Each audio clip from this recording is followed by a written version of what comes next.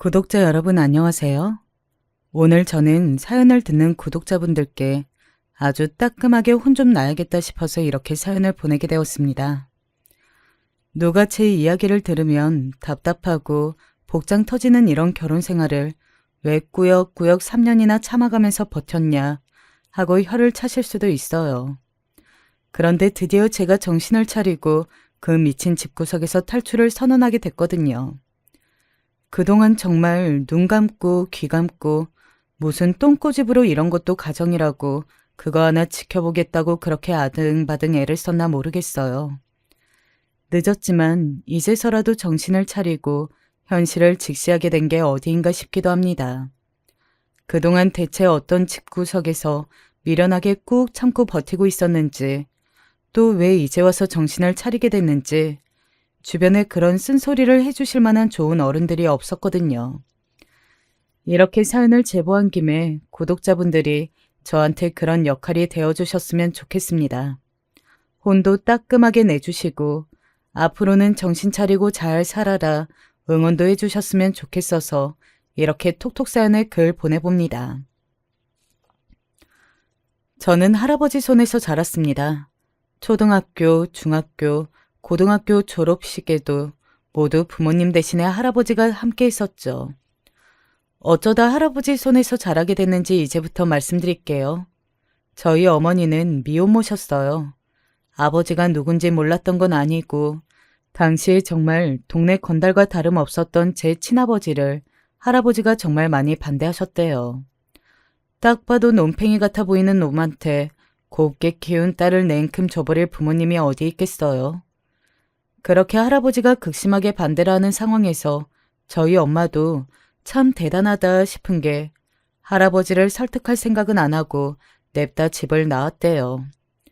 엄마 말로는 그 당시에 뱃속에 제가 있다는 걸 알고 있어서 내 아버지를 선택할 것이냐, 이 아이의 아버지를 선택할 것이냐, 그렇게 나름대로 고민을 해서 내린 결정이라고 하네요. 그런데 그 결정의 결과는 그렇게 좋지 못했어요. 집을 나온 어머니는 아버지를 만났지만 아버지에게 저를 가졌다는 사실을 고백하자마자 저희 논팽이 같은 아버지가 뭐에 쫓기는 사람처럼 엄마와 뱃속에 있는 저를 두고 집을 나가버리셨다네요. 졸지에 미혼모 신세가 된 저희 엄마는 저희 애비 없는 애 소리 안 듣게 하려고 안 해본 일이 없이 죽자 사자 키우셨대요. 제가 어렸을 때 납치당할 뻔했던 적이 한 번 있었거든요.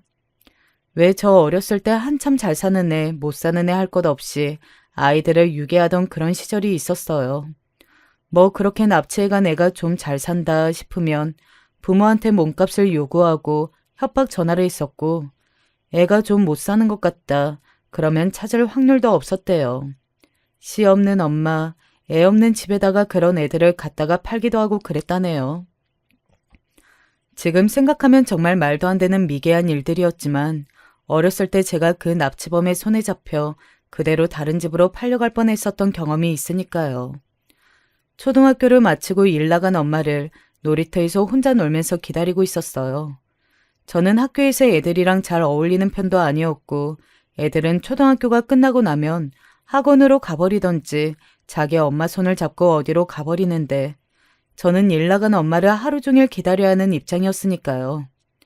친구 없이 그냥 놀이터에서 혼자 모래장난이나 하면서 그렇게 놀고 있는데 모르는 아저씨가 저에게 쓱 다가오더라고요. 아저씨는 누구세요? 저 아세요? 아저씨가 엄마 친구거든. 엄마가 너 데리고 오라고 그렇게 부탁을 했는데 일어나서 흙 털고 아저씨랑 같이 가자. 저기 슈퍼만 지나가면 엄마가 기다리고 있어. 거기 슈퍼에서 아이스크림 사고 있다고 하거든. 빨리 아저씨 손잡고 가서 엄마가 무슨 아이스크림 사오는지 구경하러 가자. 그 어린 나이에 제가 뭐 생각이나 깊게 했겠어요. 엄마가 동네에 변변치 않은 친구 하나 없는 사람인지 아직 엄마가 회사에서 돌아올 시간도 안 됐는지 그렇게 머리를 쓸 정도는 안 됐던 거죠. 유괴범은 제 손을 잡고 동네 언덕을 내려가고 있었어요. 저 밑에 엄마가 타고 있다면서 얇고 허름한 은색 봉고차를 손가락으로 가리키던 게 기억이 나거든요. 그런데 그때 슈퍼 아줌마가 저 멀리서 빗자루를 들고 뛰어오더니 제 손을 붙잡고 있는 아저씨의 등을 막 빗자루로 후려치더라고요. 저는 놀라서 아저씨 손을 막 놔버렸고 슈퍼 아주머니한테 안겼죠. 그 아저씨는 아줌마를 밀치고 언덕 밑으로 도망가 봉고차를 타고 어디론가 사라져버렸고 저는 그저 큰 소리에 놀라서 가운데에 껴서 엉엉 울었던 그런 기억뿐이에요. 아이고, 애 잡을 뻔했다 참말로. 애 잡을 뻔했어. 일이고 뭐고 당장 일로 온나. 뒤늦게 그 소식을 듣고 엄마도 일을 하다 말고 정말 쏜살같이 달려왔죠. 엄마가 저보다 오히려 더 놀랐던 것 같아요. 신발도 제대로 못 신고 양손에 신발을 들고 언덕 밑으로 막 달려오더라고요.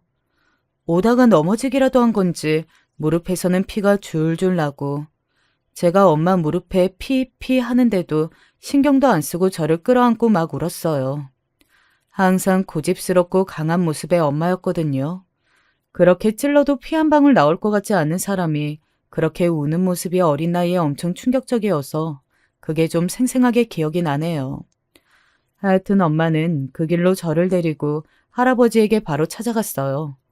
엄마가 여기가 할아버지 집이다 하고 일러줬는데 엄마랑 제가 누우면 꽉 차버리는 방이 하나밖에 없는 코딱지 같은 우리 집에 비하면 할아버지 집은 정말 어마어마하게 넓은 입이 떡 벌어지는 대골 같은 한옥이었어요. 하도 동네에서 아줌마들이 하는 이야기를 많이 주워들었거든요. 제가 엄마가 집도 절도 다 버리고 남편 만나려고 도망 나왔단다 하는 그런 이야기들이요. 그래서 그런 이야기들을 많이 들었던 터라 항상 어렸을 때부터 그게 궁금했어요. 남편 만나려고 도망 나왔다면서 왜 엄마는 남편이 없고 나는 아빠가 없을까? 엄마는 왜 이런 궁궐 같은 집을 다 버리고 도망을 나왔을까 하는 그런 궁금증들이요. 한창 문 앞에서 제 손을 쥐었다 놨다 긴장한 것처럼 보이던 엄마가 뭔가 결심했다는 얼굴로 그 큰 대문을 주먹으로 쿵쿵쿵 두드렸어요. 안에서 인기척이 들리더니 조금 있다가 아주 꼬장꼬장해 보이는 할아버지 한 분이 문을 열고 나오더라고요. 엄마는 뭔가 엄청나게 긴장한 것 같았어요. 그 할아버지의 눈이 놀라서 잠시 커졌다가 엄마를 쳐다보고는 한숨을 푹 쉬고 그대로 뒤를 돌아 대문을 쾅 소리나게 닫아버리는 게 아니겠어요? 그때 제가 왜 그랬는지는 모르겠는데 이 문이 닫히고 할아버지가 그대로 들어가 버리면 엄마한테 엄청나게 난처한 일이 생길 것 같다는 그런 생각이 들더라고요. 그래서 문을 닫고 들어가 버리는 할아버지 등 뒤에다 대고 할아버지 하고 소리를 쳤어요. 그 소리에 잠시 멈칫한 할아버지가 돌아서 나와가지고 문을 열어주시더라고요. 너 이름이 뭐냐? 저 옥주예요. 강옥주. 이 할아버지는 박씨거든. 너 이름이 뭐냐고 물어보면 강옥주라고 하는데 어떻게 내가 네 할아버지를 해줄 수 있겠니? 내일부터 사람들이 할아버지처럼 너 이름이 뭐냐 그렇게 물어보면 강옥주가 아니라 박옥주라고 해라. 알겠냐? 그리고 너는 집 나갔으면 등지 내비 보란 듯이 잘 살 것이지. 왜 이렇게 빌빌거리면서 다시 집으로 기어 들어오게. 그렇게 할아버지의 잔소리를 들으면서 저와 엄마는 할아버지 집에서 살게 되었어요. 그날 밤이 새도록 엄마가 할아버지 품에 안겨서 정말 어린아이처럼 엉엉 울고 할아버지도 눈물을 훔치고 그동안 엄마가 살아왔던 이야기라 하는데 뭐가 저렇게 슬플까 싶기도 했고요. 저요? 저는 그냥 마냥 좋기만 했어요. 엄청 답답한 집에서 살다가 이사온 대골 같은 할아버지 집은 저에게 그야말로 때깔 좋고 넓은 놀이터나 다름없었거든요. 할아버지는 첫인상처럼 엄청 재미없고 꼬장꼬장한 사람이었어요. 대부분의 시간을 대청마루에 꼿꼿하게 앉아 할아버지가 아끼는 난초들을 닦는다거나 어쩌다 집에 찾아온 동네의 할아버지들을 상대로 바둑을 두는 일밖에 안 했지만 저는 학교에 다녀오면 일을 나간 엄마 대신에 할아버지를 붙잡고 오늘 있었던 일들을 실컷 떠들다 지쳐서 골아떨어지곤 했습니다. 넌 동네에 친구도 하나 없냐? 왜 다 늙은 하레비를 붙잡고 맨날 쫑알쫑알. 너 때문에 내 귀청이 나말날 일이 없다. 알긴 아냐? 나 친구 없는데? 엄마도 친구 없잖아. 할아버지도 내가 보니까 친구 없는 것 같던데. 맨날 저를 귀찮다고 떼어놓으려고 했던 할아버지셨지만 그런 할아버지가 저를 엄청나게 많이 사랑하고 있다는 건 그냥 말하지 않아도 온몸으로 느껴졌어요. 제가 학교에서 돌아올 때 대문 밖에서 제 발소리가 들린다 하면 담배를 피우시다가도 조용히 꺼버리신다거나 꼭 제가 학교에서 돌아오기를 기다렸던 사람처럼 주머니에서 과자며 사탕 같은 것들을 꺼내서 이거 먹는 동안은 할아버지 괴롭히지 말고 너 혼자 알아서 놀아라. 괜히 그런 소리를 하고 방으로 들어가 버렸어요. 그런 할아버지 성격을 알아서 그런지 저는 엄마보다 할아버지 이야기를 더 잘 따르고 그렇게 할아버지를 좋아했었던 것 같아요. 제가 초등학교 3학년쯤 됐을 때였나요? 학교에서 돌아왔는데 뭔가 집안 분위기가 이상하더라고요. 동네 할아버지들도 죄다 저희 집으로 몰려와 있고 그리고 옥주 왔냐 하면서 저기서 웃으면서 저를 쳐다봐야 하는 할아버지의 얼굴이 온통 눈물 범벅이 되어 있는 겁니다. 아니 엄마가 우는 것도 이상한 전데 할아버지 우는 건 얼마나 더 믿기지가 않았겠어요. 그렇게 눈물 범벅이 된 할아버지가 가야 될 때가 있다면서 제 손을 잡고 어디론가 급하게 가시더라고요. 도착한 곳은 병원이었어요. 수술실 앞에 앉아서 몸까지 덜덜 떨면서 눈물을 흘리는 할아버지의 어깨를 아무것도 모르고 토닥토닥 두드려주기만 했었죠. 할아버지, 누가 많이 아파요? 너희 엄마가 지금 이 안에 있다. 엄마가 일을 하다가 사고가 나서 지금 이 안에서 수술을 받고 있어. 만약에 수술이 잘못되면 다시는 엄마를 못 볼 수도 있으니까 우리는 여기 밖에서 앉아서 기다리면서 다시 엄마를 볼 수 있게 해주세요. 그렇게 기도하고 있어야 하는 거야. 그 전까지는 누가 돌아가시고 그랬던 적이 없었거든요. 그 나이에 그러니까 죽음이라는 이야기가 선뜻 체감이 되지 않았었죠. 그저 내가 세상에서 제일 사랑하는 엄마를 정말 다시는 볼 수 없다고? 그렇게 생각하면서 수술실 앞에 쪼그려 앉아가지고 할아버지를 따라 손을 맞대고 눈을 꼭 감고 마음속으로 막 빌었어요. 제발 우리 엄마 아무 일도 없게 해주세요. 이제 엄마 말도 잘 들을게요. 엄마가 뭐 하라고 하면 싫다는 소리 안 하고 알겠다고 할게요. 그러니까 제발 우리 엄마 돌려주세요. 우리 엄마 다시 볼 수 있게 해주세요. 그런데 제 기도가 뭔가 부족했을까요? 엄마는 정말 허망하게 젊은 나이에 세상을 뜨셨고 그때부터 저는 할아버지 손에서 자라게 되었어요. 할아버지는 무슨 일을 했는지는 모르겠지만 나중에서야 할아버지가 전당포 일을 오래 하셨다는 것을 알게 됐지만요. 집에 찾아오는 사람도 많고 집에서 뭔가 어려운 일이 있다 싶으면 동네 할아버지들과 아저씨들이 총 출동해서 앞다투어 저희 집 일을 도와주시곤 했어요. 할아버지 집이 큰 만큼 살림살이도 그렇게 어렵지는 않았던 것 같아요. 할아버지, 나 이것 한번 배워보고 싶다. 할아버지, 나 저것도 한번 배워보고 싶다. 하면 할아버지는 제 말을 한 번도 반대한 적이 없으셨어요. 제가 배워보고 싶은 것은 원 없이 다 배우게 해주셨고, 제가 먹고 싶은 것, 제가 갖고 싶은 것, 어떨 때 보면 할아버지가 엄마한테 해주고 싶은 것들이 이런 게 아니었을까 싶을 정도로 그렇게 저를 지극정성으로 보살펴 주셨어요. 그래서 저도 고등학교에 올라갈 때까지 할아버지 집에서 큰 어려움 못 느끼면서 그렇게 자랐던 것 같네요. 대학을 가래도 사람이 대학을 가야 성공을 하지, 어? 아, 할아버지, 제가 진짜 나중에 가고 싶으면 간대도요. 얼른 일을 하고 싶어서 그래요. 학교에서 교장 선생님이 필요하면 추천서도 써주신다고 했어요. 제가 공부가 하기 싫어서 이렇게 고집 부리고 버티고 있는 게 아니라 진짜 하고 싶은 게 있어서 그런 거예요. 할아버지, 제가 하기 싫다는 건 한 번도 억지로 시키신 적 없으시잖아요.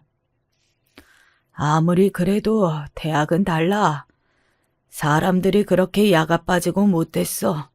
네가 배우고 싶은 게 있어서 그런 거라고 해도 고등학교만 나왔다, 가방끈이 짧다 하면서 너뿐만 아니라 너네 엄마, 나까지 손가락질하게 만드는 거다. 더럽고 치사하지만 그렇게 사람들한테 손가락질 받을까봐 제대로 대학까지 다 마치고 일을 하라고 하는 거야. 그때 저는 한참 학교에서 간호조무사 일의 진로를 정하고 그걸 알아보고 있었던 때였거든요. 주변에 간호조무사를 준비하는 친구들은 대학까지 갈 필요 없이 빨리 자격증 공부를 시작해서 취업 시장에 나가는 게 오히려 좋다는 이야기를 했었고요. 그래서 저도 대학 졸업장을 굳이 4년까지 투자하면서 받아야 할 이유가 있나? 이런 입장이었고, 할아버지는 곧 죽어도 대학을 나와야 한다는 입장이라서 살면서 그때 처음으로 할아버지랑 의견 다툼을 크게 했었던 것 같아요. 그런데 자식 이기는 부모 없다고 하잖아요. 하물며 하나밖에 없는 사랑하는 손녀의 뜻을 할아버지가 어떻게 이기겠어요. 제가 대학 안 가겠다고 몇 날 며칠이고 밥 안 먹고 방에 틀어박혀 있으니까 결국 할아버지가 네 고집은 못 이기겠다며 두 팔 다 들고 항복 선언을 하셨죠. 결국 제 뜻대로 대학 대신에 간호조무사 시험을 보기로 결정했고 저는 뭐 학원 하나 없이 오로지 집에서 공부를 하면서 1년 만에 시험에 합격하게 되었어요. 그래서 처음 들어간 직장이 집 근처에 있는 내과였어요.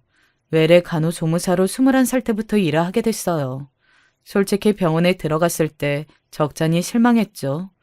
뭔가 제가 공부했던 것은 거창한 것들인 것 같았는데 거의 뭐 의사나 간호사가 하는 일 같은? 그런데 공부한 거에 비해서 일하는 게 너무 실망스러운 거예요. 겨우 이거 하려고 1년 내동 그렇게 피똥 싸가면서 공부를 했나 싶기도 하고 그런데 그런 불만도 봉투에 가지런히 담긴 첫 월급을 받고 나니까 거짓말처럼 쏙 사라지더라고요. 퇴근길에 할아버지가 좋아하는 옛날 통닭이며 풀빵을 사서 집으로 돌아가 할아버지와 마주 앉아 학교에서 있었던 일이 아닌 직장에서 있었던 일들을 시시콜콜 이야기하고 그런 일상들이 너무 평온하고 좋았어요. 그냥 그렇게 내 스스로 뭔가를 하고 있다는 게 되게 뿌듯하더라고요. 명선아, 이제 걱정하지 말아라. 잘 키운 딸이 벌써 이만큼이나 커서 이제 내가 얘를 돌보는 게 아니라 얘가 나를 돌보고 있어. 뭐가 그렇게 급하다고 일찍 갔어. 천천히 살면서 네 자식 예쁘게 커가는 것도 보고 네 자식이 첫 월급 타온 걸로 내복이라도 한번 얻어 입어보지. 뭐가 그렇게 급하다고. 뭐가 그렇게 급해서. 제가 첫 월급을 타온 날 새벽에 우연히 잠에서 깼는데 할아버지가 마루에 앉아 혼자 술을 드시면서 허공을 보고 그러시더라고요. 마냥 강하신 분인 줄 알았는데 자식 잃은 슬픔은 차마 지워지지가 않는구나. 저도 등에다가 문을 대고 그런 할아버지의 눈물 섞인 한탄을 들으면서 눈을 감고 엄마한테 이야기를 전했어요. 이제 내가 할아버지 잘 모실 거라고 이렇게 씩씩하게 잘 컸으니 엄마도 걱정하지 말고 하늘에서 행복하게 잘 살라고 말이에요. 하여튼 제 인생에서 호시절을 곱씹어보자면 딱 그때가 아니었나 싶네요. 성인이 되고 병원에 들어가고 일을 시작하고 그러면서 제 인생은 조금씩 다른 영역으로 들어가기 시작했거든요. 남편을 만난 것도 병원에서였어요. 사연 들으시는 분들이 어머, 남편이 의사인가 보네 생각하실 수도 있겠지만 저희 남편 의사는 아니고요. 병원에 자주 들어오는 의료기기 영업 직원이었어요. 영업직이라는 게 쉬운 일이 아니잖아요. 그런데도 항상 싫은 내색 없이 웃으면서 왔다 갔다 하는 게 보기 좋아서 얼굴이 그렇게 눈에 익기 시작하더라고요. 그런데 남편도 그런 저를 담아두고 있었나 봐요. 어느 날 병원을 찾아온 남편이 주머니에서 음료수를 하나 꺼내 접수대에 있는 저에게 쓱 건네주더라고요. 안녕하세요. 저 누군지 아시죠? 항상 싫은 내색 없이 밝게 인사해줘서 고마워서요. 제가 의료기기 판매하면서 이 동네 병원이란 병원은 다 돌아다니는데 저한테 그렇게 꼬박꼬박 인사 잘해주는 사람은 여기 병원, 여기 옷주시, 딱 한 명밖에 없어요. 별건 아니지만 일하다가 당 떨어지면 드시라고요. 그렇게 남편이 제 명함을 한참 동안 빤히 들여다보고 가더라고요. 그날부터 뭐 영업을 하는 건지 뭘 하는 건지 정말 매일같이 저희 병원에 출석 도장을 찍었습니다. 간호사들도 이제 의료기기 팔러 오는 게 아니라 옥주쌤 보러 오는 거 아니냐고 저를 막 놀리더라고요. 저도 그런 놀림이 마냥 싫지만은 않았어요. 그렇게 자연스럽게 저희는 가까워지기 시작했죠. 남편은 정말 따뜻하고 좋은 사람이었어요. 같이 밥을 먹으러 가고 차를 먹으러 가고 어떤 날은 남편 차를 타고 근교로 드라이브를 다녀오기도 하고 할아버지가 요즘 뭐가 생겼구나 할 정도로 저는 남편을 만나고 나서 많이 밝아졌던 것 같아요. 그렇게 연인 관계가 되고 나니까 저도 남편과의 다음을 자연스럽게 생각하게 되더라고요. 할아버지 나이도 있고 건강도 슬슬 안 좋아지니까 만약 제 운명의 상대가 정말 이 사람이라면 빨리 결혼을 해야겠다는 생각이 들었죠. 그러면서 자연스럽게 가족 이야기도 서로 많이 나누게 된 것 같아요. 내가 좀 그래요. 위로 누나가 하나 있고 아래로는 남동생이 하나 있는데 나는 그 가운데에 딱 껴있는 모자란 놈, 그거거든요. 둘 다 의사 출신이에요. 제가 그래서 형제들한테 비교를 많이 당하면서 자랐어요. 그래도 명색이 형제들이 다 의사인데 저도 병원 문턱은 좀 밟아봐야지 않겠어요. 그래서 제가 이 일을 시작하게 됐어요. 저희 어머니가 참 그래요. 많이 속물이에요. 학력 밝히고 돈 밝히고 옥주 씨한테 호기롭게 만나달라는 이야기는 했지만 결혼하자는 이야기는 선뜻 못하는 이유가 그거예요. 저희 어머니가 그런 사람인 것 빤히 아는데 어떻게 제가 옥주 씨한테 그런 불구덩이로 같이 들어가자고 손을 내밀겠어요. 저도 양심이라는 게 있는 사람인데요. 그래서 명근 씨도 그런 사람이에요? 아니요. 제가 그게 얼마나 말도 안 되는 소리인지 들어가면서 자란 사람인데. 설마 제가 제 어머니 같은 사람이 됐겠어요? 절대 아닙니다. 당치도 않아요. 학력 밝히고 돈 밝히는 시어머니. 다 떠나서 제가 모두 갖고 있지 않은 것을 원하는 시어머니 밑에 사는 시집살이가 얼마나 힘들지는 안 봐도 뻔한 일이었죠. 그래서 매번 결혼 이야기라 하면 이런저런 핑계를 대면서 다른 이야기로 쓱 돌렸구나 싶더라고요. 저는 남편 손을 꼭 붙잡고 남편을 바라보면서 그랬어요. 그럼 됐어요. 저는 당신만 그런 사람 아니면 괜찮아요. 제가 당신이랑 결혼하는 거지 어머님이랑 결혼하는 거예요? 제가 지금까지 봐왔던 당신 모습이 있잖아요. 딱 그 모습대로만 해주세요. 그러면 저도 어떤 힘든 일이 있어도 지혜롭게 결혼 생활 이어나가 볼게요. 약속해요. 제 말에 감동받은 남편이 그 자리에서 바로 프로포즈를 했고 저는 흔쾌히 승낙했죠. 이제 저도 제 하나밖에 없는 가족을 설득해야 할 차례였어요. 할아버지는 제가 남편을 만나고 있다는 사실을 알고 있었기 때문에 언제 결혼 이야기가 나오겠구나 생각은 하고 계셨었대요. 할아버지, 난 결혼을 하게 된다면 꼭 이 사람이랑 결혼하고 싶어. 물론 집안만 놓고 보면 걱정되는 부분도 있지. 내가 모자라는 부분도 있을 거고. 근데 부부란 게 원래 그런 거잖아. 부족한 부분이 있으면 서로 채워주고 모자란 부분이 있으면 덮어주기도 하고 그러면서 지내는 게 있겠어? 양쪽이 가득 차서 하는 결혼이 얼마나 되겠어요. 나 할아버지 손녀고 우리 엄마 딸이잖아. 슬기롭게 잘 헤쳐나가 볼게. 제발 허락해 주세요.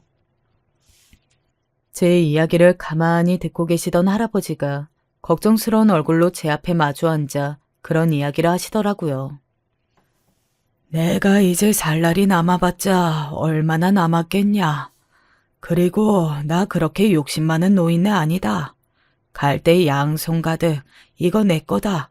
절대 남 주면 안 된다. 그렇게 꽉 다 쥐고 갈 생각도 없다. 너한테 물려줘야 될 것들 이 할애비가 가지고 있고 내가 되면 그것들을 다 물려받을 건데 이 할애비 말 명심해라. 할애비가 너한테 뭘 남겨주던 간에 그거는 남편 거 아니고 네 거다. 알겠나? 원래 많이 가진 사람들은 나누는 방법을 배우기 전에 안 뺏기는 방법을 먼저 배운다. 이 하래비가 너를 어렸을 때부터 키우면서 그거를 제대로 못 가르친 게 그게 한이고 걱정이야. 나 이 결혼 반대할 생각도 없다. 대신에 결혼을 하고 아이를 낳고 그리고 나서도 이 사람이 믿을 만한 사람이라는 생각이 들기 전까지는 절대 먼저 재산 이야기를 꺼내지 말아라. 누가 물어봐도 할아버지는 그냥 예전에 전당포나 했던 노인네다. 동네에서 전방처럼 조그맣게 해서 돈도 뭣도 없는 사람이다. 그렇게 말하고 말아라. 그러면서 저를 붙들고 신신당부를 하시는 게 아니겠어요? 저는 대체 할아버지가 저한테 물려주실 것들이 어떤 것들이길래 이렇게까지 심각하게 이야기를 하시나 했었거든요. 그 뒤로 할아버지가 내민 양도 증서며 증권, 통장들을 보고 제 눈을 의심할 수밖에 없었습니다. 증권과 부동산까지 처분하고 나면 거의 200억 가까이 되는 재산이었거든요.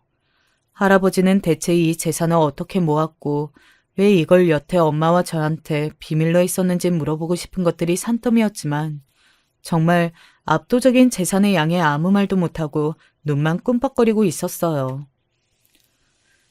너네 엄마한테 이걸 물려주려고 하니까 자기 살아있는 동안은 자기가 열심히 일해서 자식 키워보겠다고 하더라. 자기도 아버지 뜻 거역하고 집을 나온 건데 양심이 있지 이걸 어떻게 봤냐고. 대신에 나중에도 자기를 똑같이 사랑하고 물려주고 싶은 마음이 있다면 자기가 아니라 너한테 이걸 물려주라고 하더라. 너 이 돈 보고도 결혼에 대한 생각이 전혀 바뀌지 않니? 그래도 그 사람이랑 하고 싶어? 잘 생각해봐라. 이 돈이면 앞으로 너 남은 인생 굳이 결혼에 얽매이지 않더라도 하고 싶은 거 하면서 편하게 살 수 있는 돈이야. 액수를 보고 놀랐을 뿐이지 이 돈을 가지고 있으니 내가 무슨 다른 사람이라도 된 것 같은 그런 생각은 전혀 하지 않았어요. 할아버지는 마지막까지 이 돈이면 외국 나가서 너 원하는 공부도 마저 할 수 있고 굳이 결혼이라는 선택지를 고를 필요가 없다고 마지막까지 저를 설득하셨었죠. 할아버지, 제가 돈으로 사랑하는 사람을 사는 것도 아니고 사랑하는 사람이랑 같이 살고 싶은데 돈이 모자라는 것도 아닌데 제가 왜 이 돈을 보고 마음이 흔들리겠어요. 저 정말 그 사람이 세상에 둘도 없는 좋은 사람이라서 결혼을 하고 싶은 것뿐이에요. 단호한 제 모습을 보고 할아버지도 알겠다면서 상견례 날짜를 잡아보자고 그렇게 제 결혼을 허락해 주셨죠. 그렇게 일사천리로 상견례 날짜가 잡히게 되었고 저는 할아버지를 모시고 그 자리에 나갔어요. 어딘가 안 이꺼워 보이는 시어머니의 모습이 보였지만 애써 모른 척했죠.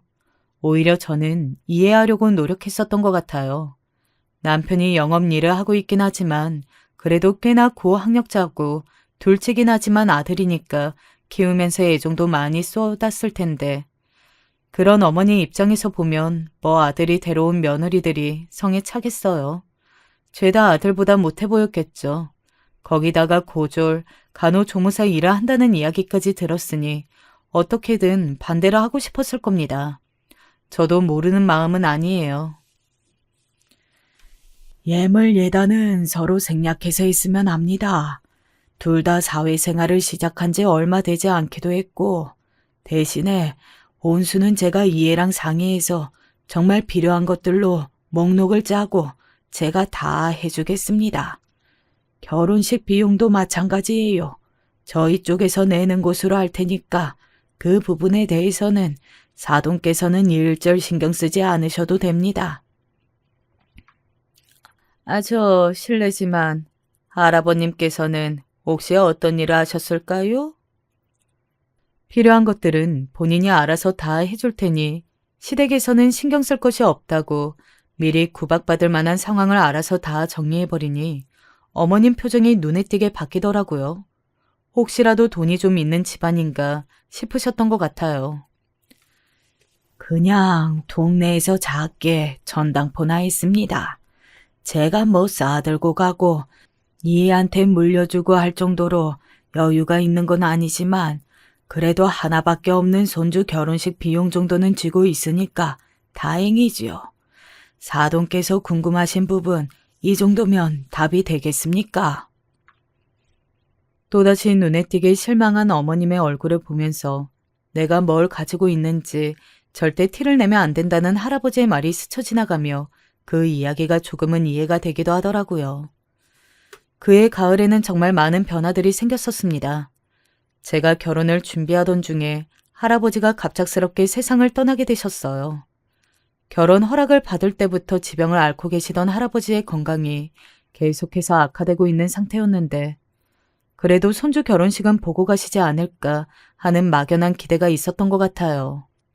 할아버지도 그렇고 엄마도 그렇고 내가 결혼식에서 얼마나 예쁠 텐데 누구보다 이 모습을 보고 싶으셨을 텐데 이 모습을 못 보고 제 곁을 떠나버리신 게 너무 안타까워서 장례식장에서 울다가 몇 번을 혼절했어요. 가족이라고는 할아버지 한 명밖에 안 남았는데 이제 나는 앞으로 어떻게 살아가야 할까 막막하던 찰나에 제 손을 잡아준 것은 남편이었습니다. 정신없는 저를 대신해 상주 역할까지 해내는 남편의 모습을 보면서 그래, 이제는 내 남은 인생 이 사람한테 의지하고 이 사람이 의지할 수 있는 사람이 되면서 살아야겠다. 그때 다짐했죠. 남편 덕분에 할아버지를 무사히 보낼 수 있었던 것 같아 다시 생각해도 참 다행입니다. 물론 그 사이에 크고 작은 시끄러운 일들도 있었어요. 예비 시어머니께서 조문을 오셔서 그 가벼운 입으로 또 한 건 하셨었거든요. 너도 참 다행이다 해야지. 할아버지 나이도 있으신데 네가 평생 모시고 살 것도 아니잖아. 나도 우리 아들 장인 장모도 아니고 할아버님 모시면서 처가살이 할까 했었는데 한시름 덜었다. 엄마, 여기 장례식장이야. 말씀 좀 가려서 하세요, 제발. 어머머머, 내가 뭐 못할 이야기라도 했니? 갑자기 너는 왜 눈을 부라리고 난리야? 말이 그렇다는 거지 말이. 어머님, 할아버지 제 하나밖에 없는 가족이셨어요. 호상이라고 하는 것도 가족들이 할 수 있는 말인 거예요. 저희 할아버지가 어떤 마음으로 저를 키우셨는데 여기서 그런 말씀을 하세요. 나 원참, 내가 무슨 말을 했다고 아주 쌍으로 다르려 들어서. 아예, 너 아주 네 시어머니 잡아먹겠다. 내가 결혼식 날짜는 잡아놨다지만 막말로 너네 집이랑 아직 사돈된 사이도 아닌데 조문을 왔으면 감사한 줄 알아야지. 얘가 감사는 모를 망정 어디 눈을 동그랗게 뜨고. 남편이 어머님 등을 떠밀듯이 장례식장에서 내보냈어요. 등을 떠밀려 나가는 내내 저한테 너 시집 오면 그런 버르장머리는 절대 용납이 안 된다고 큰소리치면서 나가시고 어머니를 그렇게 장례식장에서 내쫓아낸 남편은 돌아와서는 면목이 없다면서 저한테 사과를 하더라고요. 그날 그 말에서 시어머니의 본색을 눈치챘어야 했는데 이게 남편 잘못도 아닌 것 같고 시어머니의 이야기가 한없이 가볍지만 그래, 아직 사돈될 사이도 아닌데 조문을 와주신 게 어디냐며 그렇게 생각하고 넘어갔던 제 아니란 생각들이 너무 후회스럽기 그지없습니다. 산 사람은 또 어떻게든 살아간다고 할아버지가 돌아가신 지 얼마 되지 않는 시점에 예정되어 있던 저희 결혼식을 예정대로 무사히 치러졌습니다. 결혼식 전날까지 신부 입장을 가지고 시어머니랑 말다툼이 있었던 건 저희 가족들 사이의 비밀이지만 말이에요. 이건 또 무슨 말이냐고요? 신부 입장이에요. 보통 아버지 손을 잡고 들어가잖아요. 저는 아버지가 안 계시니까 할아버지 손을 잡고 들어가려고 했었거든요. 그런데 할아버지가 그렇게 갑자기 세상을 뜨시고 아무래도 손을 잡고 같이 들어갈 친척들이 마땅히 없으니 남편과 동반 입장으로 그렇게 식을 진행하자고 이야기를 해놓은 상태였어요. 예, 너 신부 입장은 어떻게 할 생각이니? 그냥 차라리 같이 들어갈 사람 없으면 요즘 하객대행 아르바이트 뭐 그런 것도 있다더라. 난 우리 집안 결혼식장에서 사람들이 이러쿵 저러쿵 떠드는 거 아주 딱 질색이다. 그냥 군소리 하지 말고 업체에 한번 전화해서 혼주석에 앉힐 멀끔한 사람들 좀 보내달라고 물어봐라. 아무리 그래도 혼주석에 제 가족도 아닌 다른 사람을 앉힌다는 게 어디 말이나 되나요? 제가 다른 건 다 용납을 하더라도 그건 도저히 용납이 안 되겠다 싶어서 어머니께 한마디 했죠. 어머님, 혼주석은 엄연히 주인이 있는 자리예요. 그 자리가 비어 있을 뿐이지. 저도 할아버지도 계시고 엄마도 계시는데 거기다가 사람까지 사가지고 그런 헛돈 들여가면서 모르는 사람 앉히고 싶진 않아요. 이 일은 그렇게 다 이야기도 끝난 일인데 저희 그냥 동반 입장하게 해주세요. 시어머니도 완강한 태도로 제 의견을 묵살시키셨어요. 절대 안 된다는 입장이셨죠. 우리 집안 체면이라는 게 있어. 어? 너 결혼식을 왜 하는 줄 알아? 집안이랑 집안끼리 이렇게 만났다 보셔라 하고 남들 보여주는 잔치라고 이건. 그런데 남들 보여주는 잔치에서 며느리가 애미애비도 없다더라.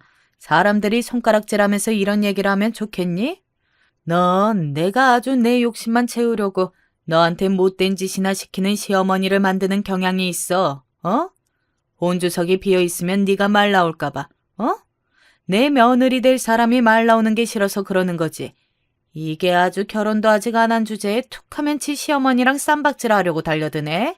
건방지기 짝이 없게. 저와 시어머니의 다툼이 격해지는 것 같으니 남편이 중간에 껴서 얼른 저희를 뜯어 말리더라고요. 그렇다고 딱히 제 편을 들어주는 것도 아니었습니다. 엄마, 저희 결혼식이잖아요. 저희가 좀 알아서 하게 내버려 둬주세요. 이 사람이랑도 내가 다시 이야기해볼게요. 진정하고 당신도 좀 그만해. 어머니가 나쁜 의도로 그런 말씀을 하신 것도 아니라잖아. 좋은 일 앞두고 이런 사소한 것까지 사사건건 꼬투리를 잡아서 일을 크게 만들어야겠어? 사소한 거라뇨? 혼주석 문제가 어떻게 사소한 것이라는 단어로 일축시켜버릴 만한 그런 문제인가요? 다들 그렇게 생각하세요? 처음에 어머님과 제 사이에서 이런 트러블이 나면 언제나 제 편에 서서 든든하게 상황을 정리해 주었던 남편도 어느 순간 지친 기색이 역력했습니다. 그냥 상황을 회피하고 말아버리더라고요. 그래서 어떻게 됐냐고요? 네, 무슨 이렇게 호구 같은 애가 다 있냐 실컷 욕해 주셔도 괜찮아요. 저 결국 어머님 등살에 못 이겨서 하객 대행 업체 썼습니다. 시어머니가 직접 전화하셔서 고른 부부가 예쁜 한복을 입고 정말 제 부모님이라도 된 것 마냥 싱글싱글 웃고 눈물까지 그렁그렁하면서 저를 안아주시는데 저도 정말 눈물이 주르륵 떨어지더라고요. 돌아가신 엄마랑 할아버지께 죄송스러워서요. 혼주석을 비워두면 하늘나라에 가신 엄마랑 할아버지가 앉아서 구경이라도 하실까 싶어 그렇게 그 자리를 사수하려고 했었던 건데 그냥 이 상황이 다 짜증나고 죄송스럽기만 했죠. 보는 사람들은 제가 감동받아 우는 줄 알고 올해와 같은 박수가 터지더라고요. 그 박수 소리가 저는 그저 심란하기만 했습니다. 참, 지금 생각해보면요. 결혼하기 전에도 그렇게 막말을 잘 쏟아내는 시어머니였는데 결혼한다고 제가 시어머니랑 가까운 사이가 된다고 그게 다이나믹하게 변할 것도 아닌데 왜 그 불구덩이에 제가 직접 기어 들어갔을까 그런 생각이 들더라고요. 전 그냥 남편 하나 믿고 했었던 결혼인데 말이에요. 그런 말이 있잖아요. 남편이 그냥 남편이 아니라 정말 남의 편이라서 남편이라고. 결혼식 일도 그렇고 결혼하고 나서도 남편은 정작 중요한 상황이 되고 어머님의 의견에 반하는 결정을 해야 될 만한 상황이 오면 자기는 이 문제와 아무 관계도 없다는 듯이 그렇게 쏙 빠져버렸습니다. 그래도 저는 결혼을 했으니까 책임감을 가지고 이 가정을 어떻게든 지켜내야 한다고 생각했어요. 어머님의 차별 대우와 잔소리도 제가 받아들여야 할 당연한 시집살이 중 하나겠거니 하고 생각했죠. 그렇게 생각했던 제가 너무 호구였던 거죠. 그리고 다들 아시죠? 그렇게 못된 사람들은요. 자기가 괴롭힐 사람을 정확하게 알아요. 밟아도 찍소리도 못 내는 사람. 그러니까 딱 예전에 저 같은 사람을 알아보고 바로 찍어 누른 거죠. 넌 내 발 아래에 있다는 걸 확실하게 보여주고 싶어서요. 결혼을 한 이후로 그렇게 어머님의 차별과 무시는 그게 다랬던 것 같아요. 제가 집에서 뭐라고 불렸는 줄 아세요?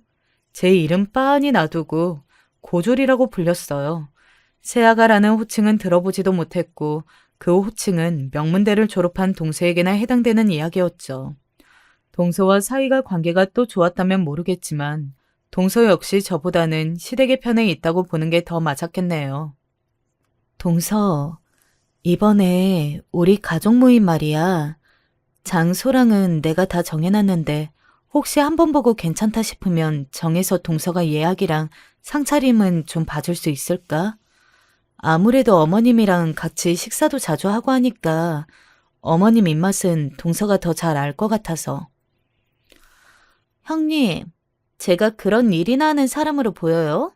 저 요즘 우리 이한이 아빠 병원 일 도와주는 것 때문에 눈코 뜰 새 없이 바빠요. 그리고 지난번에 그 가족 모임 하는 거 관련해서 어머니께 말씀드리니까 그건 형님이 다 하는 일이라서 신경 안 써도 된다. 그렇게 말씀하셨는데? 그럼 그것도 아닌가 봐요? 형님과 동서지간, 가족들 사이에서 유일한 타인이었기 때문에 뭔가 더 잘 통하는 끈끈한 동지애 같은 게 있을 거라 생각했던 동서 역시 저를 그냥 밟아 눌러야 할 비교 대상이라고 생각했던 건지 넌지시 부탁을 하면 자기가 어떤 사람인지 아냐는 둥, 그런 일은 형님이 하시는 거 아니냐는 둥, 어떨 때는 동서 한마디 한마디가 꼭 어머님이 하시는 것 같아서 흠칫 놀랐던 적도 한두 번이 아니네요. 거기다가 저희 동서집이 꽤 부자예요. 어머님도 자존심이 상하시는지 자꾸 쉬쉬하시는데 시집 올 때 해온 게 한두 가지가 아니라고 하더라고요. 집회와 혼수회와 예물 예단 다 해와 거기다 가족들 입으라고 한복 갖가지 챙겨줬다니까 저희 어머님 성격이 얼마나 예뻐 보이겠어요. 제가 아무리 혼수며 결혼식 비용이며 다 저희 집 돈으로 했어도 그것보다 더 쓴 사람이 나타나면 저는 눈에도 안 보이시는 거죠. 딱히 하는 일도 없고 아주버님이 개원한 병원에서 왔다 갔다 하면서 병원 살림이나 조금 보고 있는 것 같은데 바쁘지 않으면 집안일 좀 도와달라 넌지시 부탁이라도 하면 기겁을 하면서 자기는 무조건 바쁘답니다. 그런 일 할 시간 없다고 딱 잘라 이야기해요. 형님, 집안에 도우미 아주머니 좀 드리세요. 괜찮은 사람 없다 싶으면 제가 추천해 드릴 수 있으니까 말씀만 하세요. 누가 요즘 집안일을 직접 해요? 거기다 형님은 맞벌이까지 하시는데 나중에 저처럼 아이 낳고 나시면 정말 집에서 손 하나 까딱을 못 하실걸요? 도움 있으면 좋지, 편하고. 그래도 아직 그 정도 살림을 할 기운은 있으니까. 그것도 매달 하다 보면 한두 푼 드는 것도 아니고. 사실 저도 아줌마를 드리려고 하면 못 드릴 형편은 아니었지만 괜히 내 돈으로 한다고 이야기를 꺼냈다가 어디서 돈이 나왔냐는 의심을 피하기도 어려워 보이고 또 아줌마까지 쓸 정도로 크게 살림을 하는 것도 아니었고요. 굳이 동서를 따라갈 필요가 없다고 생각했었죠. 저도 어쩔 땐 동서의 인생이 참 부러워 보이기도 했어요. 집에 가사 도우미 두고 하나 있는 아이는 영어학원, 음악학원, 영재교육 저녁 때까지 뺑뺑이를 돌리고 키우니 그냥 봤을 때는 크게 힘들이지 않아도 살림이 알아서 굴러갈 수밖에 없죠. 각자 다른 사정이 있으니 살림도 다르게 하는 것뿐인데 저희 어머님은 그걸 꼭 걸고 넘어가셔야 속이 시원하시나 보더라고요. 시어머니는 정말 예고도 없이 불쑥불쑥 집에 찾아오시곤 했습니다. 살림살이 비교는 기본이고 제가 일을 하느라 바빠서 빨래라도 밀려있거나 냉장고가 조금이라도 비어있으면 그날은 2시간씩 잔소리를 들어야 했습니다. 너는 대체 집구석에서 노는 애가 뭘 하길래 집이 이 모양이냐? 둘째네를 봐라. 병원 운영하느라 그렇게 바빠도 집을 궁궐처럼 해놓고 그렇게 산다. 넌 대체 뭐 하나 제대로 하는 게 없니? 제대로 하는 게. 어머님, 동선에는 도우미랑 쓰잖아요. 저희는 맞벌이고요. 어떻게 두 집 살림이 똑같을 수가 있겠어요. 그래도 나름 최선을 다해서 하는 거예요. 하여튼 난 네가 이제 따박따박 내 말에 토다는 거 듣기만 해도 이골이 난다 아주. 제발 둘째네 반만이라도 좀 해라. 제 입장에서는 너무 억울하죠. 퇴근한 남편을 끌어안쳐다 그랬어요. 돈은 내가 낼 테니까 우리도 도우미 아줌마 일주일에 몇 번만이라도 쓰자고요. 왜 돈 쓰면 될 일을 이렇게 스트레스 받고 있나 싶고 제 입장에서도 너무 짜증났거든요. 그런데 남편 반응도 가관이더라고요. 내가 이런 사람이랑 결혼했나 싶을 정도로 낯설었어요. 뱁새가 황새 따라가면 가랑이 찢어진다고. 당신 동서랑 너무 가깝게 지내니까 이것도 저것도 다 따라하고 싶은가 본데 어설프게 따라하려고 하지 마. 우리 둘 다 일하고 들어와서 살림 좀 더 신경 써서 하면 되는 걸 왜 이렇게 돈을 헤프게 쓰는 거야? 제가 괜히 이런 이야기를 꺼내면서 억울해하겠어요. 같은 맞벌이인데 남편은 어느 순간부터 퇴근하고 돌아와서 손 하나 까딱하지 않은 그런 남자가 되어 있었어요. 결혼할 때까지만 하더라도 정말 세상에 둘도 없는 내 편이구나 했었는데 남편도 결국 변한 거죠. 매일같이 저랑 묶여서 누나랑 동생은 의사인데 중간에 껴있는 놈이 모자라니까 마누라도 그렇게 모자란 사람을 데려온다며 비꼬는 이야기들을 계속 들으면서 그게 눈에 보이더라고요. 남편도 은근히 저랑 같은 부류로 묶이기 싫어하는, 저랑 같은 편처럼 보이지 않기 위해 애쓰는 모습이요. 제가 그런 어머님의 차별을 못 버티고 뒤집어 엎었던 건 의사인 신우이의 결혼을 준비하면서였습니다. 말씀드렸던 것처럼 신우이 역시 개원으로 곧 결혼을 앞두고 잔뜩 들떠있는 상태였죠. 식당을 어디로 예약하는 게 좋을까? 엄마랑 아빠도 옷 한 벌 제대로 된 것도 좀 사입고. 올케네 아버지가 거기 회사 이사라고 하셨었지? 이름 얘기하니까 대본에 알더라고요. 뭐 예상하지 못했던 건 아니었지만 정말 말 그대로 자기들끼리만의 파티였어요. 더군다나 저희 동선의 아버님이 신우이와 결혼할 남자와 같은 회사의 이사직까지 맡고 있다고 하니 저는 그 무리에서도 한참은 동떨어져 있는 느낌인 거예요. 그래도 신우이의 상견례 자리니 저도 나름대로 신경을 써야겠다 생각을 하고 주변 사람들한테 신우이 상견례 자리는 어떻게 입고 가는 게 좋냐 물어보기도 하고 저 나름대로 최선을 다해 신경을 썼던 것 같아요. 그리고 일주일 후 상견례 날, 저 정말 제가 가진 것들 중에서 가장 좋은 옷들, 가장 좋은 가방을 고르고 골라 신경을 써서 입고 남편과 방에서 나왔는데 아직도 저희를 바라보는 가족들의 그 표정이 잊혀지지가 않아요. 네가 여길 왜? 하는 그런 얼굴이요. 그 표정을 보자마자 맥이 탁 풀리더라고요. 아, 아무도 나를 초대하지 않았구나 하고요. 올케, 어디 가나 봐? 오늘 상견례 날이라 다들 모여 계신 거 아니에요? 7시라면서요. 얼른 출발해요.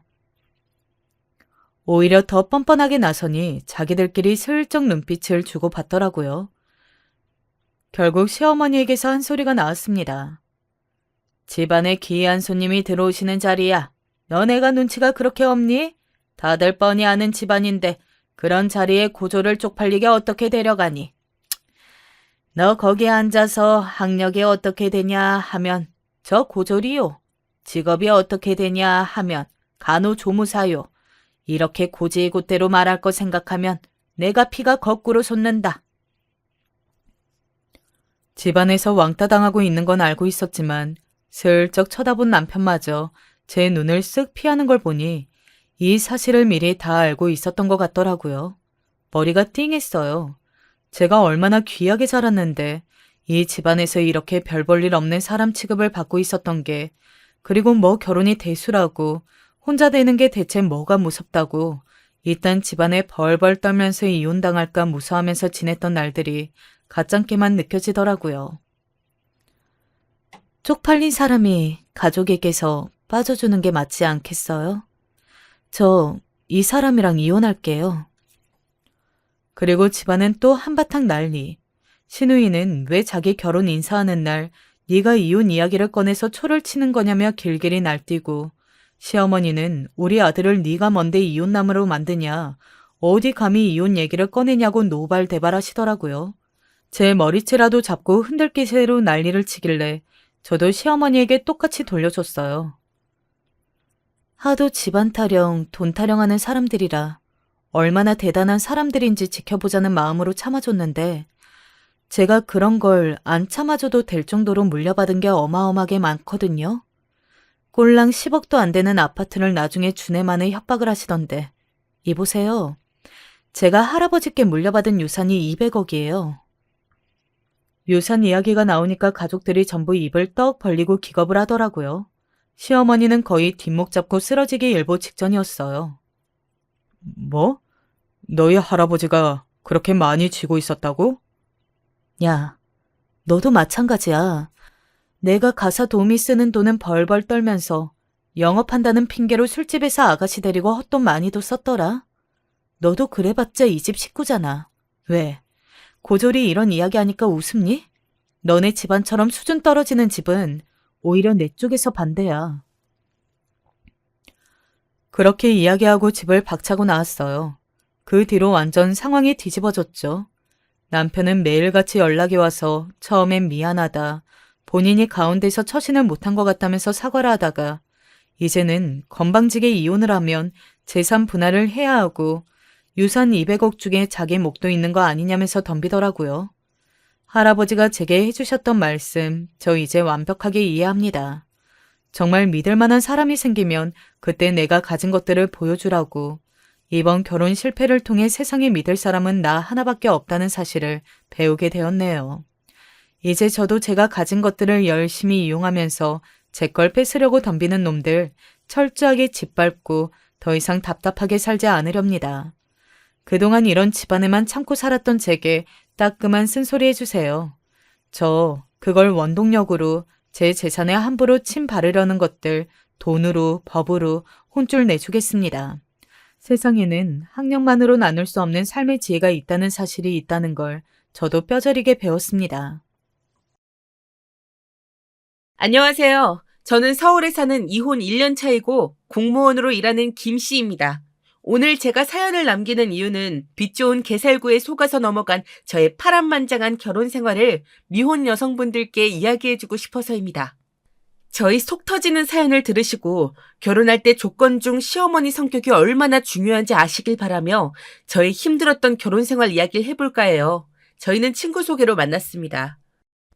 전 남편은 직업이 수의사였어요. 제 단짝 친구가 그 병원의 간호사였기에 친구를 만나러 두세 번 병원에 갔다가 같이 술자리를 가자고 연락처를 교환하면서 인연이 되었습니다. 그는 돌싱남이었어요. 어디 성격이 모난 구석이 없고 오히려 시골 청년처럼 순박한 말투에 웃는 상인 그가 왜 이혼했는지 그 당시엔 의문이었습니다. 저에게 관심을 보이고 자주 연락하면서 썸을 타긴 했습니다. 하지만 그 사람이 돌싱남이라서 마음을 열기가 쉽지 않았어요. 하지만 인연은 되려고 하니 사건이 생기더라고요.